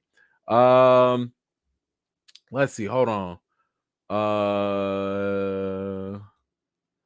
Rims, can you help Angel out? Give him send him the form. I think I sent the form to the mod squad. So yeah, if Angel, if you are coming out, fill out the form. Because by the way, like if y'all have not filled out the form, I don't care if you send me money, I don't care what if you told me in a chat or whatever. If you're not on that form, that Google form that I made for the event, you don't have a seat. So please don't be trying to show up and thinking you could just walk in, because if everything is assigned seating, I assign everyone's seats at my watch party. So I don't want nobody showing up and be like, "Hey, gonna watch the party with the fam." No, if your name ain't on the list, if you don't have a ticket, no seat. But yeah, if you were able to list your name on the form that I got, then go for it. But I gotta tell y'all, like, that thing is gonna go fast, and I can't guarantee everybody a seat. So, but Rims, do me a favor, like, private message it to him, if you don't mind. Because like I said, I can't accommodate everyone, and the moment those seats are gone, they're gone. But anyway, what we got else? What else we have? Rims, there we go. Book my return ticket today. It's a done deal. We are about to be lit. E-fam, E-gang, gang. That's what I'm talking about. Yes, cannot wait. Cannot wait. It's going to be a great time. Telling y'all. Thank you so much for that, Rims. Let's see. McKinley, what you got? Hey, man. New here. Go. Welcome. Love what you do. You changed my mind on Recast the Child. Come with it. I've heard you Haitian too. Yes, I am. And you are too. Awesome. Which side of your family is Zoe Nation? Oh gosh, hold on. Oh my gosh. Let's see. We got some people from Jacques Mel. We got some people from Porter Prince. At least on yeah, that's from both my mother and father's side. But I was born out here, so but yo, Sakpase, my man, what's going on? Good to see you. Thank you so much for being out here. Appreciate you. And shout out to all the Haitian folks that are here. If there happen to be more of y'all. Let's see. Storm Shadow, thank you so much. My goodness. When are they gonna have critics review DS2? What is DS2? Storm Shadow, let me know what DS2 is. I'm slow right now. I don't know what that is. DS2. Dumbledore? No. Yeah, let me know what you which one you talking about. And oh, Doctor Strange 2. Okay. Duh. Here's the thing. If God, that was dumb. More than likely they will give it to critics the week of. So if the movie comes out May 5th, we will probably get it like on that Monday. That's usually how Marvel will deal with it. But at the same time, I would not be surprised if the surprises and cameos and stuff in Doctor Strange, if they are so big, Marvel might cut that time for critics down, because they might not trust them. We already had critics out there spoiling stuff in No Way Home, for example. So I don't know. I don't know. We'll see, but hopefully, more than likely, the trend is usually they will give it to us that week. So I will probably get it. Um, uh, Maybe that Monday is my guess. That'd be my best guess on when we gonna get it. Let's see what else we got. Thank you, Storm Shadow. I appreciate that. Yolanda, theaters don't care about the shutdowns. They are not investing in more servers for those few times a year that happens, which is so weird to me. Like, this is the one time, y'all actually have the biggest influx of people wanting to come to you with these big. Listen, if I was a theater manager, whoever, anytime there's a big Marvel movie, a big Star Wars, I'm like, yo, we need everything in tip top shape. Charge up the computers, charge up the servers, do it, pay up all them electric bills, like everything. This is the one time y'all really finna make money. I don't know. I don't get it. Comment Cord, thank you so much for that. Don't see your comment. Let's see if you can get it back up. You all right over there? Okay. Hold on then. All right, yeah, you good. All right. Don't worry, we're gonna go right after this. I know he's starting to get a little anxious now. Let's see. Nelson V, what you got? How to avoid Doctor Two Strange spoilers for 24 hours. I have no idea. Because honestly, the internet, and I know how thirsty the internet can be. Especially with certain YouTube channels, they'll throw up a thumbnail, somebody will post a tweet or something. Protect y'all necks. Y'all gonna have to go. Of course, I'll never, spoil it or whatever. I'll give a reaction as soon as I see it, or if they allow me to. But y'all got to be careful out there because the internet is going to be thirsty for the clicks, and yeah, that's going to be a problem. All right, let's move on. What else do we have? Oh, okay. So this is something I wanted to talk to you guys about real quick. Now, I was thinking about writing this up. I was thinking about going through and maybe, now I wasn't gonna make a video. I was gonna throw this on Screen Rant or something like that. But I did want to run this idea by you guys and get your thoughts on it. Now, if you were watching Moon Knight in the first episode, you saw that there was some connection to Thor and Black Panther with the Easter eggs. So when Steven was reading, one of the books he said he was reading was about Asgard. Another one was about the history of Wakanda. So that just kind of gives you the impression that, okay, they have some sort of connection, right? And especially with the gods, so Bast, Odin, Khonshu, Amet, like all of them have a connection. Now in the comics, Bast and Khonshu are like half siblings, so they are connected in a way. Here's what I wanted to throw at you guys, and this is more of a theory, but the reason why I don't want to put this out is because it might be a little conflicting, and I definitely don't want to give Marvel too many ideas, right? So, as you know, I'm already recast T'Challa, right? And part of recast T'Challa is do not use Chadwick Boseman's death as a plot device just to get people in the theaters and monetize off of that, right? So that's my position on it. But I also can't help the fact that I'm a movie fan, I'm a Marvel fan. Like, my brain is going to start working. In Thor 4, so work with me on this theory. In Thor 4, he's going to be facing off against Gore the God Butcher. This is the character played by Christian Bale.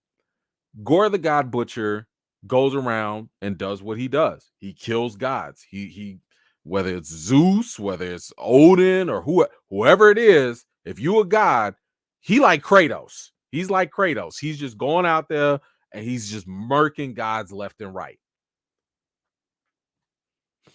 What if, because Boss was confirmed to be in Thor 4, what if he kills Bast? And by killing Bast, that also kills T'Challa.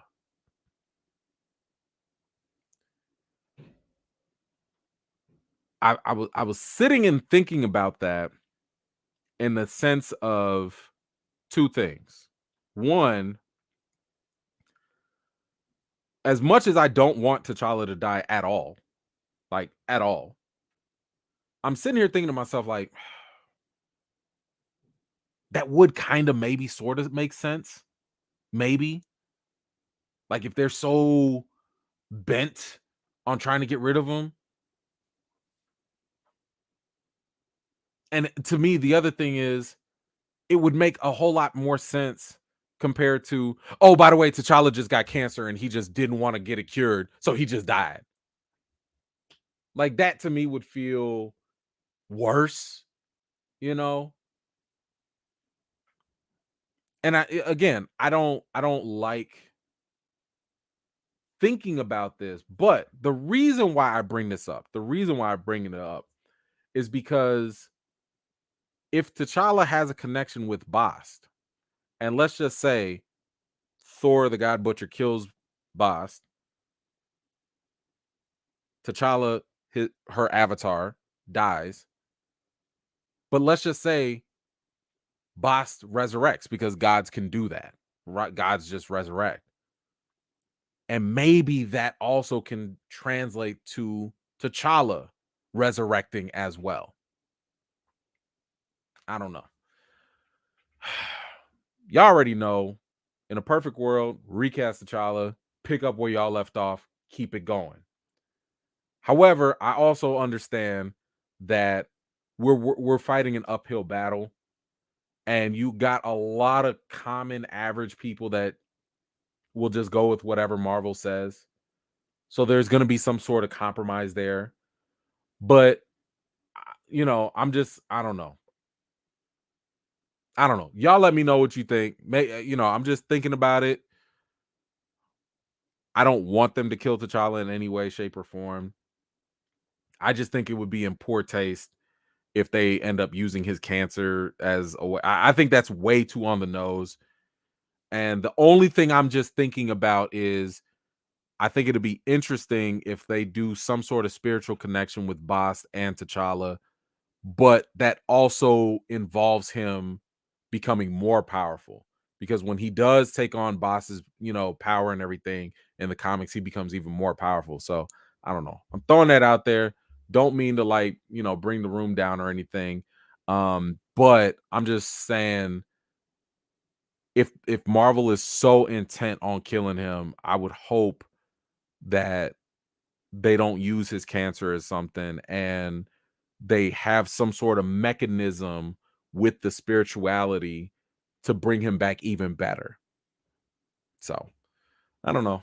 That was just one little thing I was throwing out there. All right, let's go on. AJ, what you got? Zoe represent. Okay. Recast T'Challa, hit the likes. My 10-year-old son said we can have be on Sword Mission and come back for BP3. We can have him be on there. Yeah. I'll take that over killing him. I'll take that over killing him any day. Like I'm not for killing T'Challa for the second, third, fourth time. I'm not okay with that. I don't want it. I think it is ridiculous that people even are comfortable with that idea when it's like, yes, the real life tragedy happened, but that imagery that we keep seeing, like, you don't understand how much that is ingrained in us. Like, can we just finally get a black man succeeding on the top in a positive way and keep it going? Like, please? Please? I mean, really, is the shiniest beacon of black male representation in Marvel Mackie? It's Captain America. That's it. We have to settle for that and not our king, T'Challa. of the richest nation, of the most advanced nation. We can't have that. Oh, don't get me started. Don't get me started. AJ, thank you for that. Appreciate you. Buzz, what you got? I'm late. I'm still doing my Uber thing. Recast T'Challa. Please recast Iron Fist. WD need to recast Flash. Yes, they do. Facts on facts on facts. Thank you, sir. Make that money, sir. Appreciate you and all your hard work out there. Travis, any tickets left for the watch party? Man, like a few, a couple. It's getting real tight, real tight. I think I got less than 20, if that. So if you're in the area, hit me up on my Facebook fan page. Not my personal Facebook. I do not respond. Some people be trying to hit me up on my personal. I don't answer personal. No, don't do that. Go to my Emans movie reviews, at Emans Reviews on Facebook. Hit me up there and I can hook you up with the link or whatnot. If you're gonna be in the area. But yeah, seats are going very, very. I think I got less than 20 left. Less than 20 seats left. Thank you for that though. Let's see. Aleve, thank you so much. Doesn't Gore's weapon kill permanently? It can. It can. But this is what I'm saying. Like, it's the MCU. Like, the MCU can change up whatever rules that they want. Maybe it kills them permanently, maybe temporarily. We don't know. We again, Moon Knight is finally letting us know what and how these gods operate, because we just don't know. We have no idea how the MCU wants to change it, remix it, or whatnot. But yes, Gore. I mean, Gore was a problem. Gore was a problem. He was running through the gauntlet, and yeah, he was just killing everybody. He was Kratos. He was Kratos from God of War. I see what's going on. If Chad had told Marvel about his cancer before his death, do you think Marvel would have recast T'Challa? I think so, because he'd want the role to continue. It's possible. I mean, oh, my voice already starting to I don't know. I'm losing it. It's possible. From what I've read that Chadwick was a very private person. And a lot of that was due to his mother. I think his mother just kind of raised him to be like, don't be a fuss for other people. Like, don't raise a whole commotion about your issues with other people. So that's one of the reasons why he was always private about anything that he was going through. um but I mean, would Marvel have made a better transition? That's hard to say, because unfortunately there's an interview out there from 2018 with Nate Moore, the executive producer, the head of the Black Panthers project for Marvel. There's a interview where he was telling Ryan Coogler, don't get attached to the characters, because Black Panther is a mantle. The world of Wakanda needs to be explored. So it's hard to say.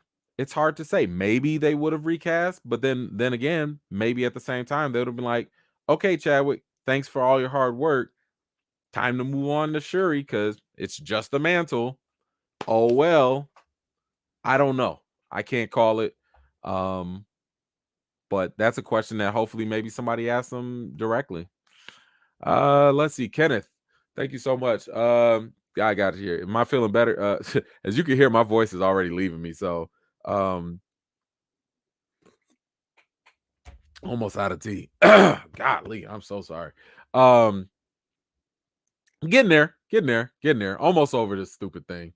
But I appreciate the concern. Thank you so much for that. All right, what do we have here? Oh, okay. This is just a little quick fun one. Nothing too crazy. Y'all know I got a chance to write a couple things on Screen Rant, so I had to kind of do this too. Y'all saw the Batman. Who do you think had the better Martha scene?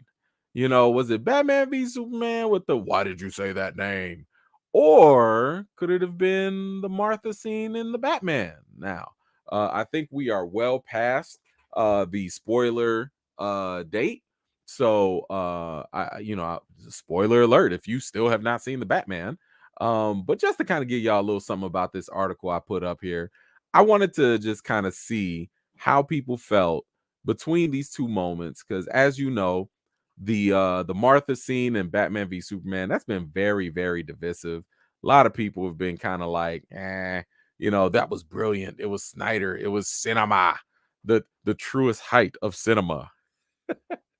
But at the same time, the Batman, in my opinion, and this is what I put in the article, I thought it was a little bit deeper, because he found out that his mother was also in Arkham Asylum, or Arkham Hospital. She had mental health issues. So for me, I thought that the Batman had a slightly better setup, because him learning about his mother's mental illness, maybe that changes how he feels about criminals. Maybe this is why he doesn't kill the Joker. Maybe he helps out Arkham a little bit more. I don't know. But I just thought that that was a little bit more of a interesting question. So, if you get a chance, go ahead and check that out on the Screen Rant. Y'all go ahead and do that whenever you got a moment. Let's see. We got K-Pack. Hey, what's going on? Haven't seen you in a minute. Can you show your audience the Yolande Noel BP concept art I showed you on Instagram? I don't have that on me right now. But I mean, feel free to spread it, share it on Twitter. And I appreciate you making the art. That was definitely great. Best thing I would say to do is if you go on Twitter and put your art up, use the hashtag, because a lot of people in the Recast T'Challa fam, they share that stuff all the time. So go ahead and do that. I think that'd be your best bet. Let's see. Storm Shadow. Nate Moore is Anthony Mackie in disguise. I've never seen them in the same room. Never seen them in the same room. So maybe. But thank you for that. Appreciate you. Let's see what else. All right, let's get on to the bigger topics of the news tonight. Well, this is more of a continuation of what we talked about last week, but the news just kept on going. Y'all knew about the Flash drama. In case you're new to it, Ezra Miller been wilding out. My man has choked out a woman. He has made death threats to people. He has harassed folks. He has gone he like I guess verbally assaulted or whatever some people that were singing karaoke songs or something that he just didn't like, so he bombarded them on stage. A couple that was hosting him in Hawaii, he barged into their bedroom and threatened to kill them, and they had to get a restraining order on him. I mean, the list goes on and on and on. This dude is a problem. He's a problem. So, finally, because we've been sitting here thinking like, this has been a problem since 2020. This ain't been something like, oh, he just had this one run in. It's not like, oh, he just had this one little issue. He's been having a pattern of problematic behavior. I don't know if it's mental health. I don't know if it's substance abuse. It doesn't matter. Actions have consequences. And a lot of people, I know some people I've seen online say stuff like, hey, we got to get him the help that he needs and stuff like that. Guess what? Get him help. Get him help. But that doesn't mean his behavior needs to be excused. And WB has been mighty quiet about all of this. Now, there was a report from Rolling Stone that said Ezra Miller's arrest prompted an emergency Warner Brothers meeting about the star's future. So what they were saying was basically that Warner Brothers was like, yo, enough is enough. It's time for a change. We got to meet up about this and get that going. However,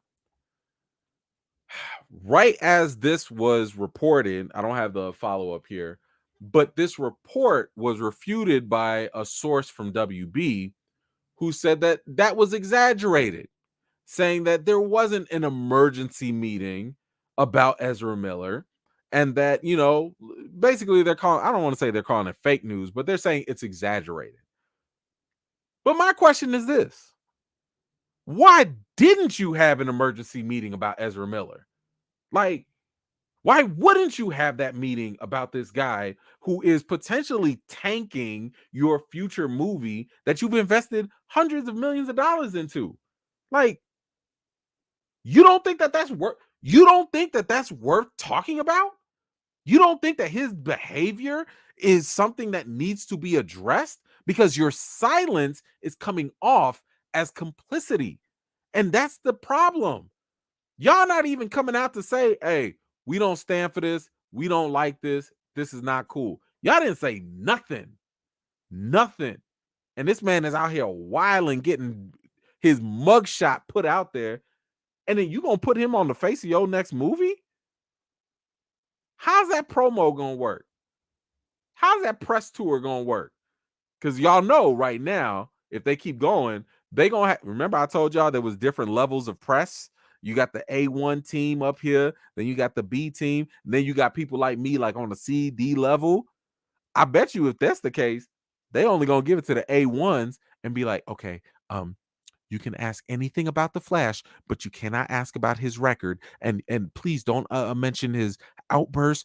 Don't mention any substance abuse, and yeah, don't mention any of the bad stuff. But talk about the Flash. Don't be surprised if that happens. But in my opinion, I've been sitting here saying, recast him. Y'all recasted WB. Y'all recasted Johnny Depp when he started getting in his little Amber, issues or whatever. He had his little marital issues and stuff. Y'all recasted him with Mads Mikkelsen. And by the way, Mads was better than Johnny Depp. I seen the Dumbledore movie. Mads is better. He was a lot better than Johnny Depp. It was actually an improvement because recasting has never been a bad thing. Never. And I know some people be sitting here saying like, oh, get him help. Yo, you can get him help and recast him at the same time. Both things can happen. Y'all remember Lindsay Lohan when she was out here wilding out all the time too? Guess what? Recast. Get her out of here. Get her some help. Give her some thoughts and prayers. But I'm sorry, if you're a problem like this, you're an endangerment not only to yourself, not only to the studio, but also to your coworkers. What about all the coworkers that worked on this movie? Maybe they got little bonuses or something if the movie does well. Uh-oh, Ezra Miller's tanking that. Now they not going to get the payday that they deserve. And on top of that, listen, who is Ezra Miller? Who is Ezra Miller that needs all this protection? Why are people acting like he Tom Cruise? Like, Ezra Miller is replaceable. He is replaceable. I told y'all, go get evil Ezra Miller from Eternals, Barry, Rogan, whatever his name is. Go get that dude. Ain't nobody gonna notice the difference. They tripping. I do not understand what Ezra Miller has done or what he's accomplished to warrant him this level of privilege and protection. Because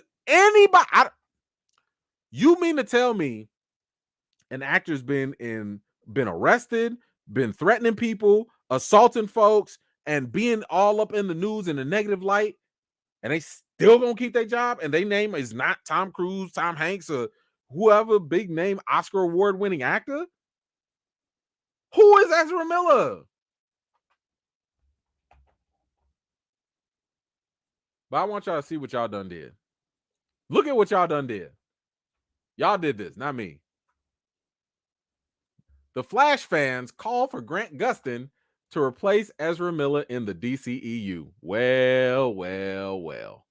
Would you look at that? Look at that. People is all online talking about where's Grant Gustin, what's going on. Look at this. That was messed up. I can't. Oh! What? Look at that. Would you look at that? They done quoted your boy. Where is Grant Gustin? WB got a whole multiverse at their disposal. Ezra is too much of a liability. Dare I say, recast. I love it. I love it here. I love it.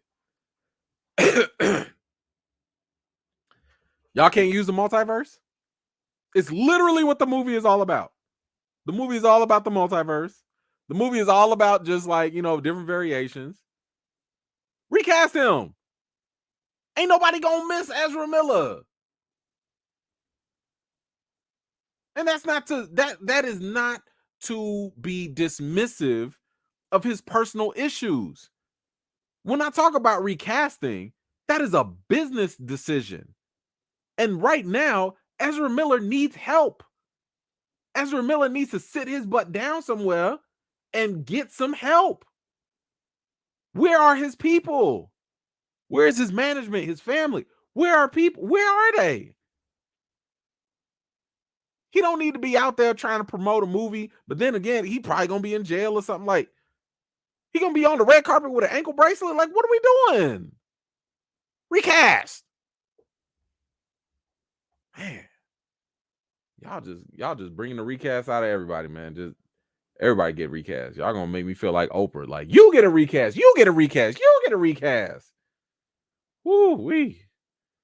All right, that's all I got for Ezra Miller.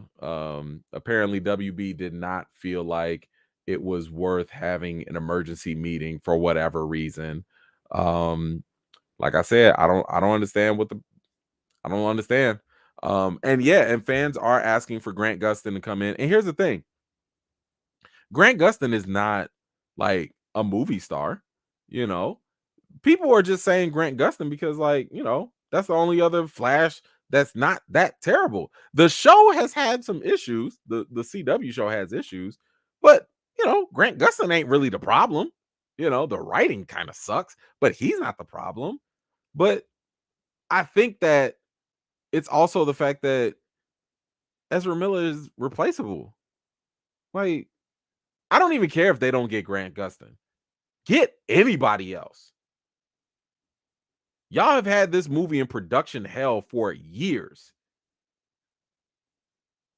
And y'all gonna let this slide? Get it together, WB. Get it together.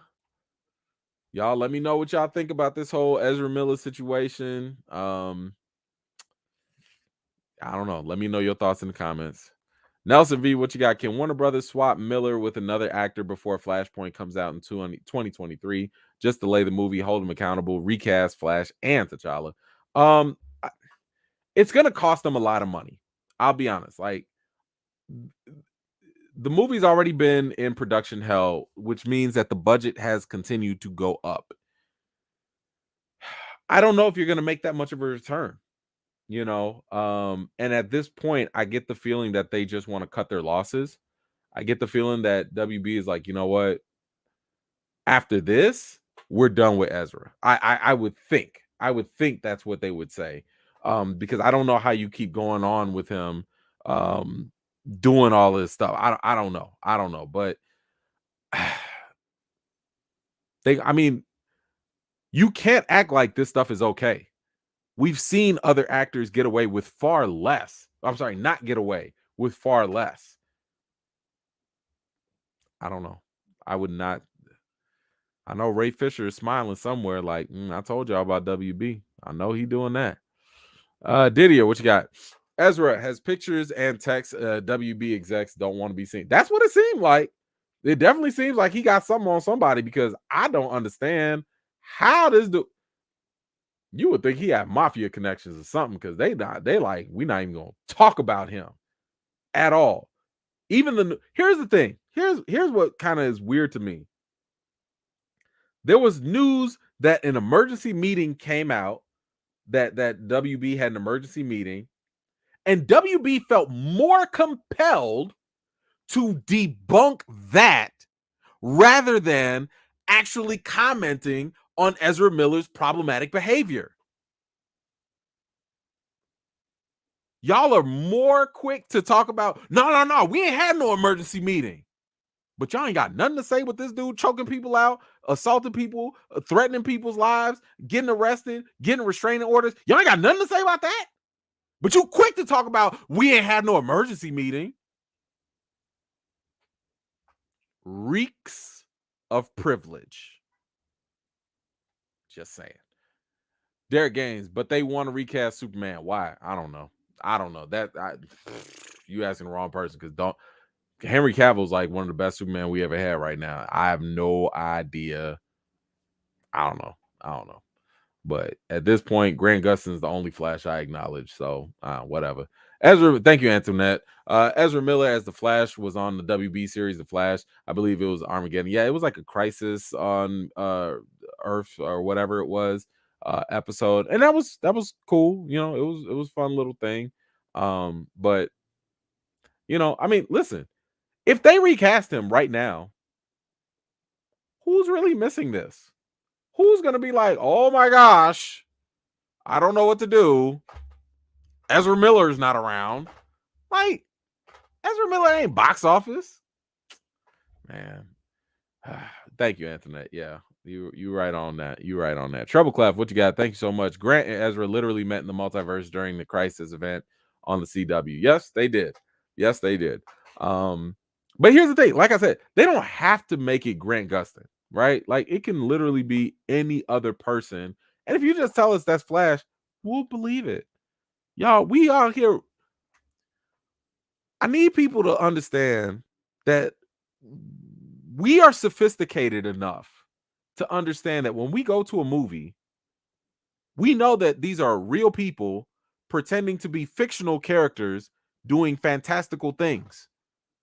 I'm not going to trip if I go into a Flash movie and I don't see Ezra Miller out there swimming and running all weird like through Speed Force or whatever you call this thing. I'm not tripping over that. Give me somebody else. I'll be fine. I will still go watch your movie. Thank you for that. Appreciate that. Derek Gaines. That's why WB sucks. Yeah, well, they not hitting right now. They not hitting. Thank you for that, Derek. Appreciate you. Black Widow. Anybody though for the Flash? Jesse Smollett and Medea with her super sticky wig are available. Oh gosh. I mean, the sad thing is that would actually be an upgrade. that would actually be an upgrade. Thank you, Diane, for that. Appreciate you. All right, let's go on to the final. Do we have the final topic? Yeah. Wait, did I make it? Hold on. All right, let me just talk about this real quick. I won't go too deep into it. Have y'all seen Atlanta's final episode or the last episode? It's not the final one. It's the latest one, episode 4. If y'all have not watched it, please go watch it. I'd highly encourage to watch it. If you have not caught up to the series, that's okay. Doesn't matter. You could watch this episode just as a standalone. It's one of those episodes that don't connect to nothing. Now, I'm not going to get too deep into it, but your boy did write an article on it. I highly suggest that y'all go read it after you watch the episode. After you watch it, this was probably one of my favorite episodes that they've made to date. And of course, I had to put a nice little title on there. Said Donald Glover's reparations episode is ridiculous but essential. So I would highly encourage that you watch Atlanta's episode 4 first. Again, it doesn't matter if you have not been watching, if you have not kept up, that does not matter. You could just walk right into it and catch it. It's a nice little standalone. But Donald Glover went out there and said on his Twitter, any critiques about the show, at me. He said that. He was like, yo, at me, because he knew some people was gonna get big mad on it, right? And this episode pokes some folks. Y'all already know if it's reparations, somebody's gonna get uncomfortable. Someone's gonna get rattled or triggered. So of course, I made my nice little article to address, I think, multiple perspectives here to talk about why it's ridiculous, but at the same time, essential. So y'all make sure y'all go check that out when you have an opportunity. I think it's a good little quick read. But something you want to check out when you have a moment. All right, let's get on to the big juicy news. And that is our last update with Will Smith. Let me tell you something. Will Smith's news has been popping so much. I have no idea how these people even got my information, but I was getting contacted by news outlets. I told y'all this earlier today, and they were like, yo, we just need you to come and talk about Will Smith. I said, say less. Let's do this. So right now, the big news that has come out is that well, actually, before the big news, because of the fallout with the whole slap with Chris Rock and all of that, a lot of the studios are pulling back on Will Smith's projects. So that includes a new movie that he was going to do called Fast and Loose. So Netflix has pulled out of that. I believe Amazon was also looking at a movie that he was going to do and they pulled out. Bad Boys 4, which was going to be in development, they're putting a pause on that. All of his movies are getting slower and slower traction because of Slapgate. And he does currently have a movie with that he was doing. It's called Emancipation. That's a movie with Apple TV. And that was about, if y'all remember the slave, y'all have seen this slave's picture with all the wounds on his back and everything. He was going to play that character. But I don't know if that has been put on pause yet, but that was the one movie that was a little bit closer. I have not read about whether I Am Legend 2 is on pause, but all I know is right now a lot of studios are trying to just pump the brakes. I think they're going to wait for this to blow over. Y'all already know how social media reacts anyway. I know this whole Will Smith thing sounds like overkill, but let's be honest, this was a big moment in entertainment history. Like, it's almost like I compared it before. It's like trying to ignore the January 6th insurrection. Like, if you're in politics, you can't just gloss over that when people have like attacked the Capitol and just be like, whatever, I'm tired of the news. Like, yo, that's history. Yo, kids are gonna read about that in their history books, that, and you can literally be like, I remember I was there, in the same way everybody's going to remember where they were when Will Smith slapped Chris Rock. We are going to talk about this 10 years from now, because it's never going to leave him career wise. But trust me, I totally understand the idea of this being overkill. I've already tried to brace y'all and told y'all that even after this, even after this little thing blows over, don't be surprised. The very first Red Table Talk, even if it's not about that situation is going to come up. Ain't no way you're going to get away from this. So it's got to run its course. Trust me, it's going to run its course. Jada is definitely going to bring something up. But right now, it's looking like Will's movies are on pause right now. And also, yes, that includes Deadshot. WB was going to do a Deadshot movie, and that is also going to be on pause as well. So, I'm not too worried about it because I really think that, at the end of the day, I think the average person will probably still show up for a Will Smith movie because one thing you can't deny is the man can act. Like, he's still box office, he's still an act.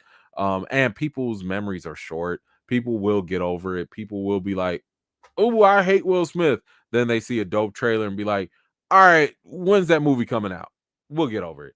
But the big news of tonight was the fact that the Academy has banned Will Smith from the Oscars for 10 years. 10 years. Will Smith has responded to this and said that he accepts and respects the decision from the Academy. The board of director or governors had said, they've said all the stuff. It was unacceptable, harmful behavior. Um, we hope that this can begin a time of healing and restoration for all those involved and impacted. Now, what does this actually mean? Now, keep in mind, Will Smith had already resigned from the Academy, which I thought was a classy move. I thought that was good. You already knew you was in the wrong. The best thing you could do, you can't fire me. I quit, right? Now he's still suspended for or banned, however you want to call it, for 10 years. Now, what does that include? That means that he is not going to be part of the voting body of the Academy. So he can't vote for Best Picture, Best Actor. He can't join his peers in voting. It also means that he is not able to attend any of their functions. So he can't go to the Oscars for the next 10 years. Next time you see him at the Oscars, he's going to be 63, or 64, however old he is. And yeah, he'll be an old guy. This also means that he is able to still win awards. So if his Apple movie, his slave movie or whatever, if that comes out, if he does a bang up job and people vote for him, he can still win. He just cannot attend the ceremony to accept it, and he's also banned from virtually accepting it. So he can't go on Zoom and say thank you to he can't do none of that. Somebody else is going to have to accept it on his behalf. So, I say all of this just to say Will Smith is going to be fine. Like, I know people are trying to make it more into a big deal than it is. Oh no, he's not in the Academy.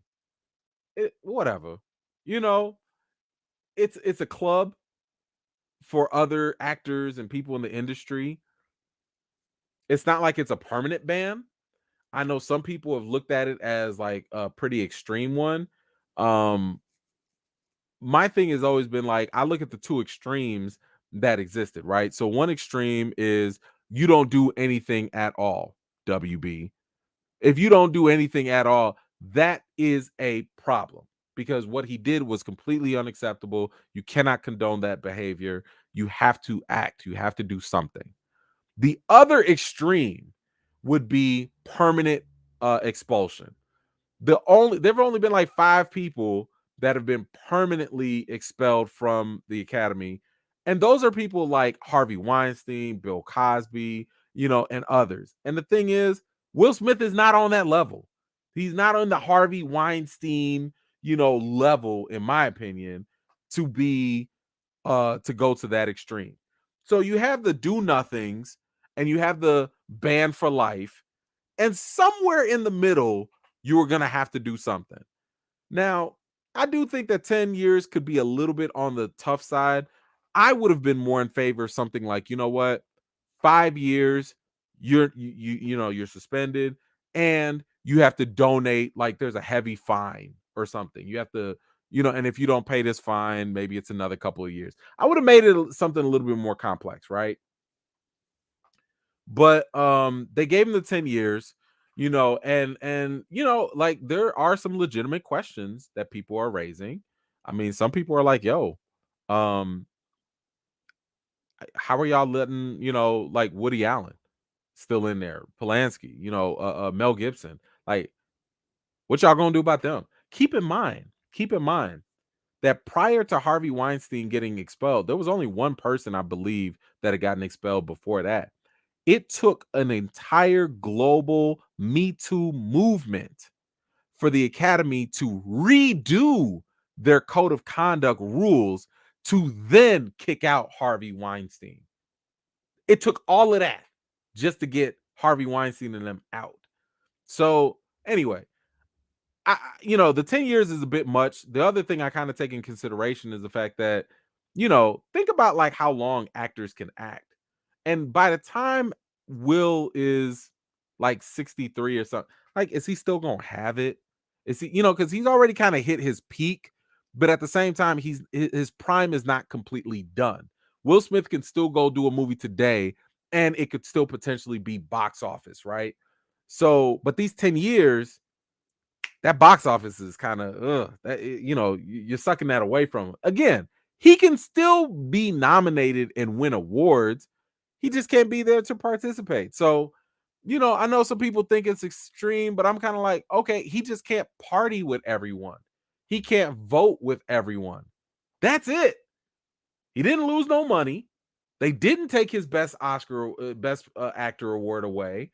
He's not permanently banned. He just can't hang out with all the other cool kids. Okay, you can't go around smacking people either. It is what it is. But anyway, that's just y'all tell me how you feel about Will Smith being banned from the Academy for 10 years. Was it fair? Do you think it was fair? And if you don't think it was fair, what other option do you think they should have taken? Because I've said before, like, they couldn't just like give him a slap on the wrist. You can't slap somebody and assault them in front of millions of people. You can't, like there have to be consequences for that.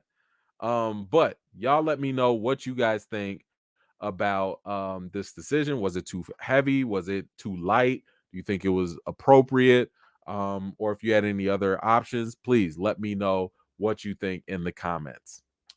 All right, let's go up. Let me make sure I didn't miss nobody. Ooh, the bots are out heavy tonight. I see. Okay, we must be doing something right. Y'all, oh, by the way, make sure if y'all are on this channel, because I know YouTube doesn't care, please subscribe like to the channel, because I think what I'm gonna do is I might set the setting where like the only people that can join the live are people that are subscribed, and that will get a lot of these bots out of here, because right now I have it open to whoever, and that's why they come through all easily. But I might increase that up sometime soon, to just only subscribers. So if I'm popping up in your feed, if I'm like you seeing all the videos, you joining all the lives, and you having a great time, and you're not subscribed, subscribe. Just hit the little button, please. I appreciate that. But all right, thank you, Puma Lee. What's going on? That episode was Emmy worthy for Atlanta. I agree. Marshall was great. The writers were great. A must see. Save Black Arts. Recast T'Challa. Please recast Iron Fist and Miller too. Yes, yes, yes, and yes. I 100% agree with all of that. Atlanta is doing the damn thing. I think that they are fantastic as a show. I know some people don't like the fact that they kind of drift from like the main story, but to be honest, I don't care about the main story. Like Earn and Paperboy and they rap career, it's not that deep of a story for me. Like I like it, I enjoy it, don't get me wrong, but I'm sitting here thinking like I'm cool if we don't talk about y'all to talk about something else more important. I'm cool with it. So I like the variety, I like the boldness of the show, for them to dare and be risky. I like the fact that it's not like any other show out there. That is definitely refreshing to me. And you never know what you're going to get. Every episode, you have no idea what you're going to get. It's always going to be something random, something unique, something creative. Love it, love it, love it. Thank you for that, Puma Lee. Appreciate you. Let's see. Did I miss anybody else? I think I don't think I did. I think we're all caught up here. Wait. Storm Shadow, what you got? EFAM, please hit the like button, show your love. Thank you so much, Storm Shadow. Appreciate that, sir. Derek Gaines, here we go. Unfortunately, this will affect other good black movies. This will forever be on the Oscars minds. It might. I mean, I hope not. I really hope that we move past the idea of the black tokenism where one black actor, one black exceptional person, whether it's Oprah, LeBron James, or Barack Obama, Will Smith, doesn't have to carry the weight of the entire black population, like the black community. What Will Smith did should affect Will Smith, and that should be it. Unfortunately, you know, I wouldn't be surprised if we started to see a shift away from blackness, because America still has things that they need to work out consciously. But I hope that that's not the case. I hope that it just remain with Will Smith. That was his issue. He's got the consequence. He's dealing with that, and leave it at leave it at that point. I hope. Thank you so much, Derek. Appreciate you. Friggers Belt. I get that they couldn't just let this go unpunished, but I feel like it was too much. I agree 5 years would have been suitable. Will has gone off the rails 3-4 times tops in his whole career. Yeah, no, that's so true. And here's the other thing. I mean, Will also has a squeaky clean record. Like Will has not he doesn't have a track record of assaulting people, or he's not a bad boy in real life. I mean, this is a guy that was like, as a rapper, didn't even want to cuss. Like, come on now. So that was definitely something that I hope that they took into consideration. I don't know if there's like an appeal or something, but I don't even think he's gonna appeal at this point. I think he's very confident, like, you know what, I'm gonna do my time. They gave my man a 10 year bid, and he's just gonna have to deal with it. He's gonna have to deal with it. Oh, speaking of which, before I leave y'all with this, have y'all seen that video about Will Smith and Jada?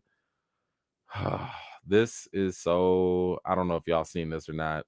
Hold on, I got the video here. This is a video. Hold on, let me get this up.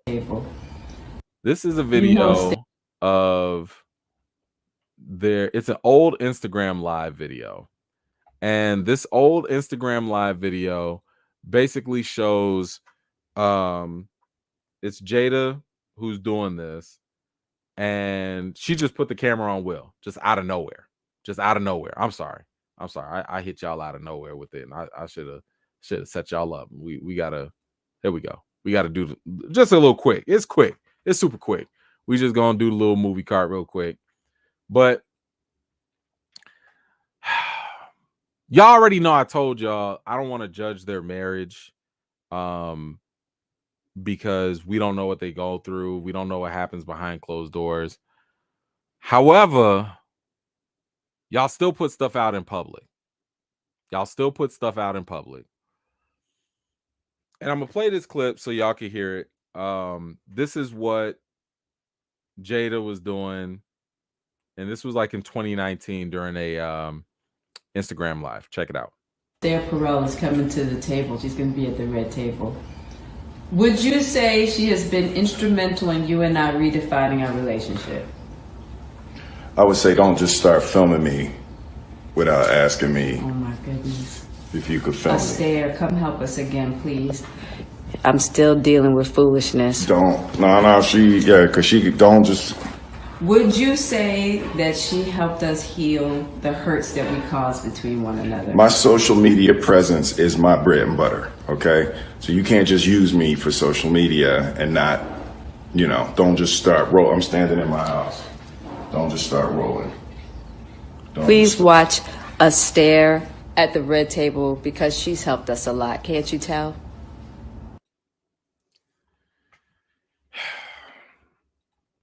In my opinion, this is just messy.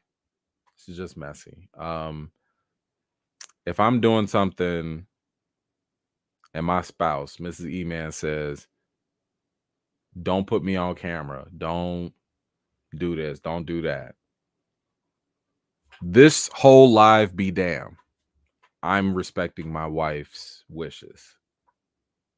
E-Fam be damned. I don't care how entertaining it is, whatever. My spouse comes first. You could see the hurt in his eyes. Like, I don't know if that didn't look like the jokey Will or whatever. But you sitting here trying to do a live talking about y'all relationship counselor about the issues that y'all are going through. And your spouse specifically tells you, please don't do this. Or at least ask me. Just ask me first. Because, again, if you read Will's book, and I highly recommend that y'all do this. If you read Will's book, he talks about how he has constantly tried to create and preserve an image. Now, Slapgate has kind of messed that up. But he also talks about like how he was very conscious with his social media. And I mean, honestly, if you go to his social media, his videos, they're uplifting, they're fun, they're positive, because that's the image he wants to put out there. You can't just go recording him when he's clearly not in the mood. And you're asking about something very personal that he's probably not ready to talk about to the world. Now, again, I don't say this to make it seem as though Will Smith is like perfect, because he's made his mistakes too. But at the same time, you don't do your spouse like that. That's I would never dream of doing something like that, because to me, that's peak disrespect. And, random, this ain't even got nothing to do with it, but like, if anybody is in a relationship or seeking a relationship, even if you're not in one, I highly recommend you read the book Love and Respect. And the basic premise of it is, women want to be loved, men want to be respected. It's almost kind of like a love languages type of book, but it really does hit deep. And just kind of thinking about how what Jada did kind of felt like just peak disrespect. As a man, I know I would be sitting there like, this is not okay. This is not okay. But I don't know. I know a lot of people this video was resurfacing because some people were thinking, hey, this is one of those things where probably fueled Will to try and prove himself to Jada or show off for her. And there was also reports, according to sources close to Jada, that she didn't even need protecting. She didn't even want him to do anything. She's grown, she's fine. So he went up there and embarrassed himself for you, and you still was like, I don't need that. I feel for I pray for them both. I pray for them both because either you gonna heal together or y'all need to separate. I'm always gonna be pro marriage. I'm always gonna be work it out, do what you got to do, forgive, love each other. But my good, if it's not good and it's emotional abuse and other, I know they talking about bad, ride together, die together, bad marriage for life. No. You work on that marriage. You make it better. No bad marriage for life. What? Shoot. That's the dumbest thing I ever heard.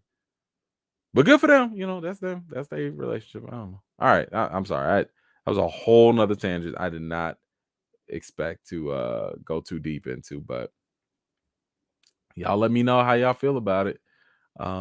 This whole Will Smith situation, because it's oof.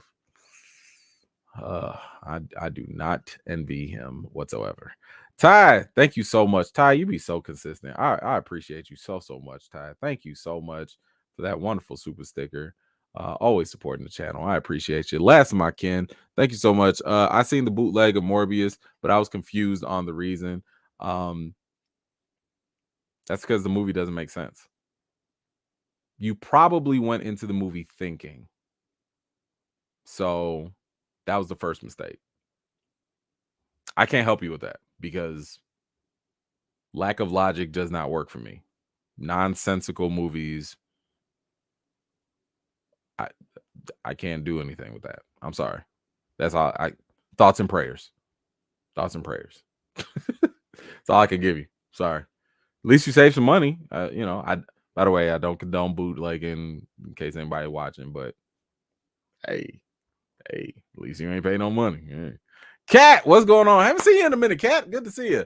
I'm over the incident already. 10 years is excessive. 5 would be fair. Does anyone remember Adrian Brody's punishment when he assaulted Hallie on stage? He grabbed her and kissed her against her will. I do remember that. And I don't think he got punished. I don't think he did. But that was also pre-Me Too movement. You can't do that today. You do that today. Listen, you're going to get canceled. But yeah, Cat, good point. I do remember that situation. I could go into some deeper stuff with that, but I ain't gonna go there. Thank you so much, Diane. Thank you. Yes. Think Will Smith's punishment was fair. More disappointed that a black man, Chris Rock, was publicly assaulted with no legal ramifications. No, I mean, keep in mind that was Chris Rock's choice. He's the one that de-escalated the situation. LAPD was there. They said, we will go get him if that's what you want. And Chris Rock said no. And I don't think Chris Rock gets enough praise and recognition for how professional he handled the whole situation. You ain't gonna smack me and expect me to keep a show going. Like, listen, we out here doing a live right now, right? We sitting here talking. Will Smith, if somebody come in here and smack me, this live is over because I'm probably about to go throw my computer at that person's head. It's done for. You know what I'm saying? Like, the fact that Chris Rock was able to hold his composure, still crack jokes, keep the show going, and not press charges on Will Smith when he had every right to do so. He adulting better than me. He is adulting better than me. But yeah, I'm with you on that though. I hate the fact that it happened, to him, but shout out to Chris for having a strong jaw too. Friggers Bell, thank you so much. Anyone else think the book is kind of a call for help? Will's worked so hard to maintain an image. It may have made him too vigilant and wound up. First of all, I think money, played a part because a lot of people have been fascinated with Will Smith and Jada, their relationship for decades. Remember, what was it, back in the 90s, back in the early, everybody wanted to be Will and Jada, like that they were relationship goals, and Will Smith being at the top, the peak of the industry and everything. Successful TV show, headlining blockbuster movies left and right. I mean, it was like automatic money in the bank. And then you always had the relationship issues and stuff. A book deal was always going to be like a big cash deal, I think. I wonder if the same would happen with Jay-Z.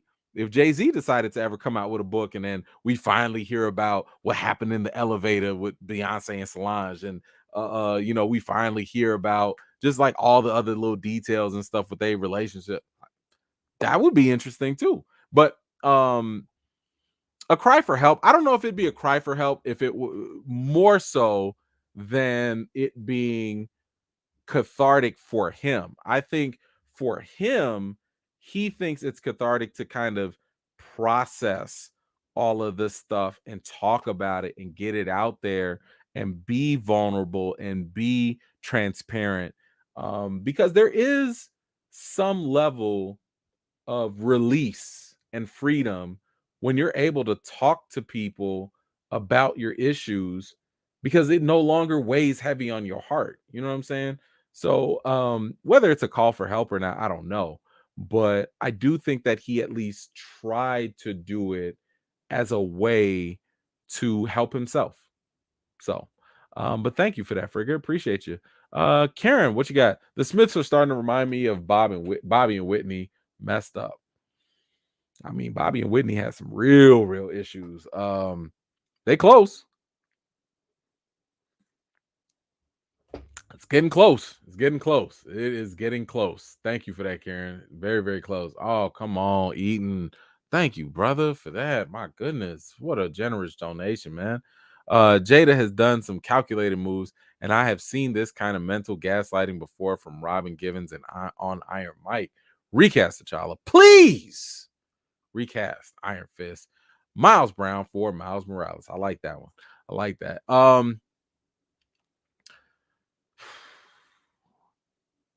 Jada's not clean. I fully acknowledge that Will has done his dirt. Will is not perfect, but Jada she doesn't make things better for herself. She doesn't make her public image. She's not helping. I'll just say that she's not helping. I mean, the list really goes on. You go on different shows, you talk about how your man is not sexually satisfying you. Like you talk about how there was another clip where Will Smith was talking about, like, for Jada's 40th birthday, he planned for 3 years, got Mary J. Blige, got all these people, got all this stuff together for Jada for her 40th, because he wanted to be like, yo, this is a huge expression of my love for Jada on the 40th. It's gonna be memorable, all of that. And she just took that needle and popped that balloon and was like, this is a huge exercise of your ego. Now, to a certain extent, that could be true. But at the same time, he was also doing it for you. You know, like, did you really have to pop his ego like that? Like, you could, I don't know. They're not my relationship goals. I'll say that. They are not my relationship goals. Thank you so much, Eden. I really, really appreciate that, man. That was super, super dope of you, man. Thank you so much for supporting that channel like that, man. All right. Oh, she didn't say that? I thought she did. What did she say? Did I misquote her? If I misquoted her, I apologize. You know, maybe I did mess up. Okay, my bad. My bad. I take that back. I'll take it back. You know, I got no problem being wrong. So don't quote me on that. But oh, that's right. You know what? It was the headlines that got that wrong. You're right. You're right. My bad. So sorry for that. My bad. Fake news. Fake news. All right. Correcting that up. See, that's what I like. I like the on-spot corrections, man. So we don't got to be out here, you know, being bogus. Appreciate y'all for keeping up on that. Puma Lee, I could do bad all by myself. Will needs peace. Yeah. Well, you know, definitely need something because this ain't it. But anyway, y'all, that's all I got for tonight. I got a dog that, well, he's knocked out right now, so now I gotta wait for him to wake up, and then I'll go take him out because we gonna poop again. We gonna poop again. It's the poop party. Poop party. Yeah. Yeah, he knocked out just like the missus right now. They both just out there, just knocked out. But we gonna wait for him and get him together. All right. Well, y'all know the routine. Let's see. What is it? Next Wednesday, we'll have the Moon Knight reaction. We'll be going live next Wednesday. I don't know if I have some other things cooking. I probably do, but I can't think of them right now. So y'all make sure that yes, I have seen Ambulance. Can I talk about it? Yes, I can talk about it because the review embargo did lift. Ambulance, Michael Bay's movie. It's a Michael Bay movie. Lots of explosions. Yo, this was probably one of the dopest car chase scenes I've ever seen. Like 80% of the movie is just one big old car chase scene. So it is for the action junkies. It's a little long. But it is definitely entertaining. They got a little humor in there. Sometimes it works, sometimes it don't. But the listen, I'm actually kind of surprised Michael Bay ain't done a Fast and Furious movie, to be honest with you, because he was doing some things in this movie. I was like, y'all making Fast 11 look real tame right now, you know. But Ambulance was actually cool. I watched. I took the kids to go see Sonic 2, so that was also enjoyable as well. So you know, if y'all want to take the kiddies to go watch it, biggest knock I would say against Sonic 2 is they did too many humans. The human stories, like, it's about Sonic. People are coming to watch Sonic and Knuckles. I don't care about this person's sister, that person's relative, that love story. I don't care about none of that. And the kids don't care about none of that. Cut that out. What are y'all doing? The only humans I want to see is Jim Carrey's Robotnik and maybe Tinker Sumter and, you know, the other dude. But, like, it's a Sonic movie. I'm so sick of these movies, man. When they be like, you know, the movie is about the cartoon character, but then you want to throw in the actors an extra 20 minutes of like random stuff that don't nobody care about. So stupid. Anyway, that's all I got. Yes, I hate them. I hate them. Godzilla, get them humans out of here. Transformers, get them humans out of here. I did not come for you. Ain't nobody coming to see you, humans. Nobody. Except for Tika. I'll come and see Tika. You know, I don't have a problem with that. All right, y'all. We rambling. My bad. I gotta go. My voice is gone already. Appreciate y'all so much. Thank you so much for supporting this channel like y'all do. It really, really means a lot. I for real cannot express how grateful I am for all of you guys. Thank you for the Mod Squad. Thank y'all for sharing my content. I've seen some people recommending people to the channel. Appreciate that so much.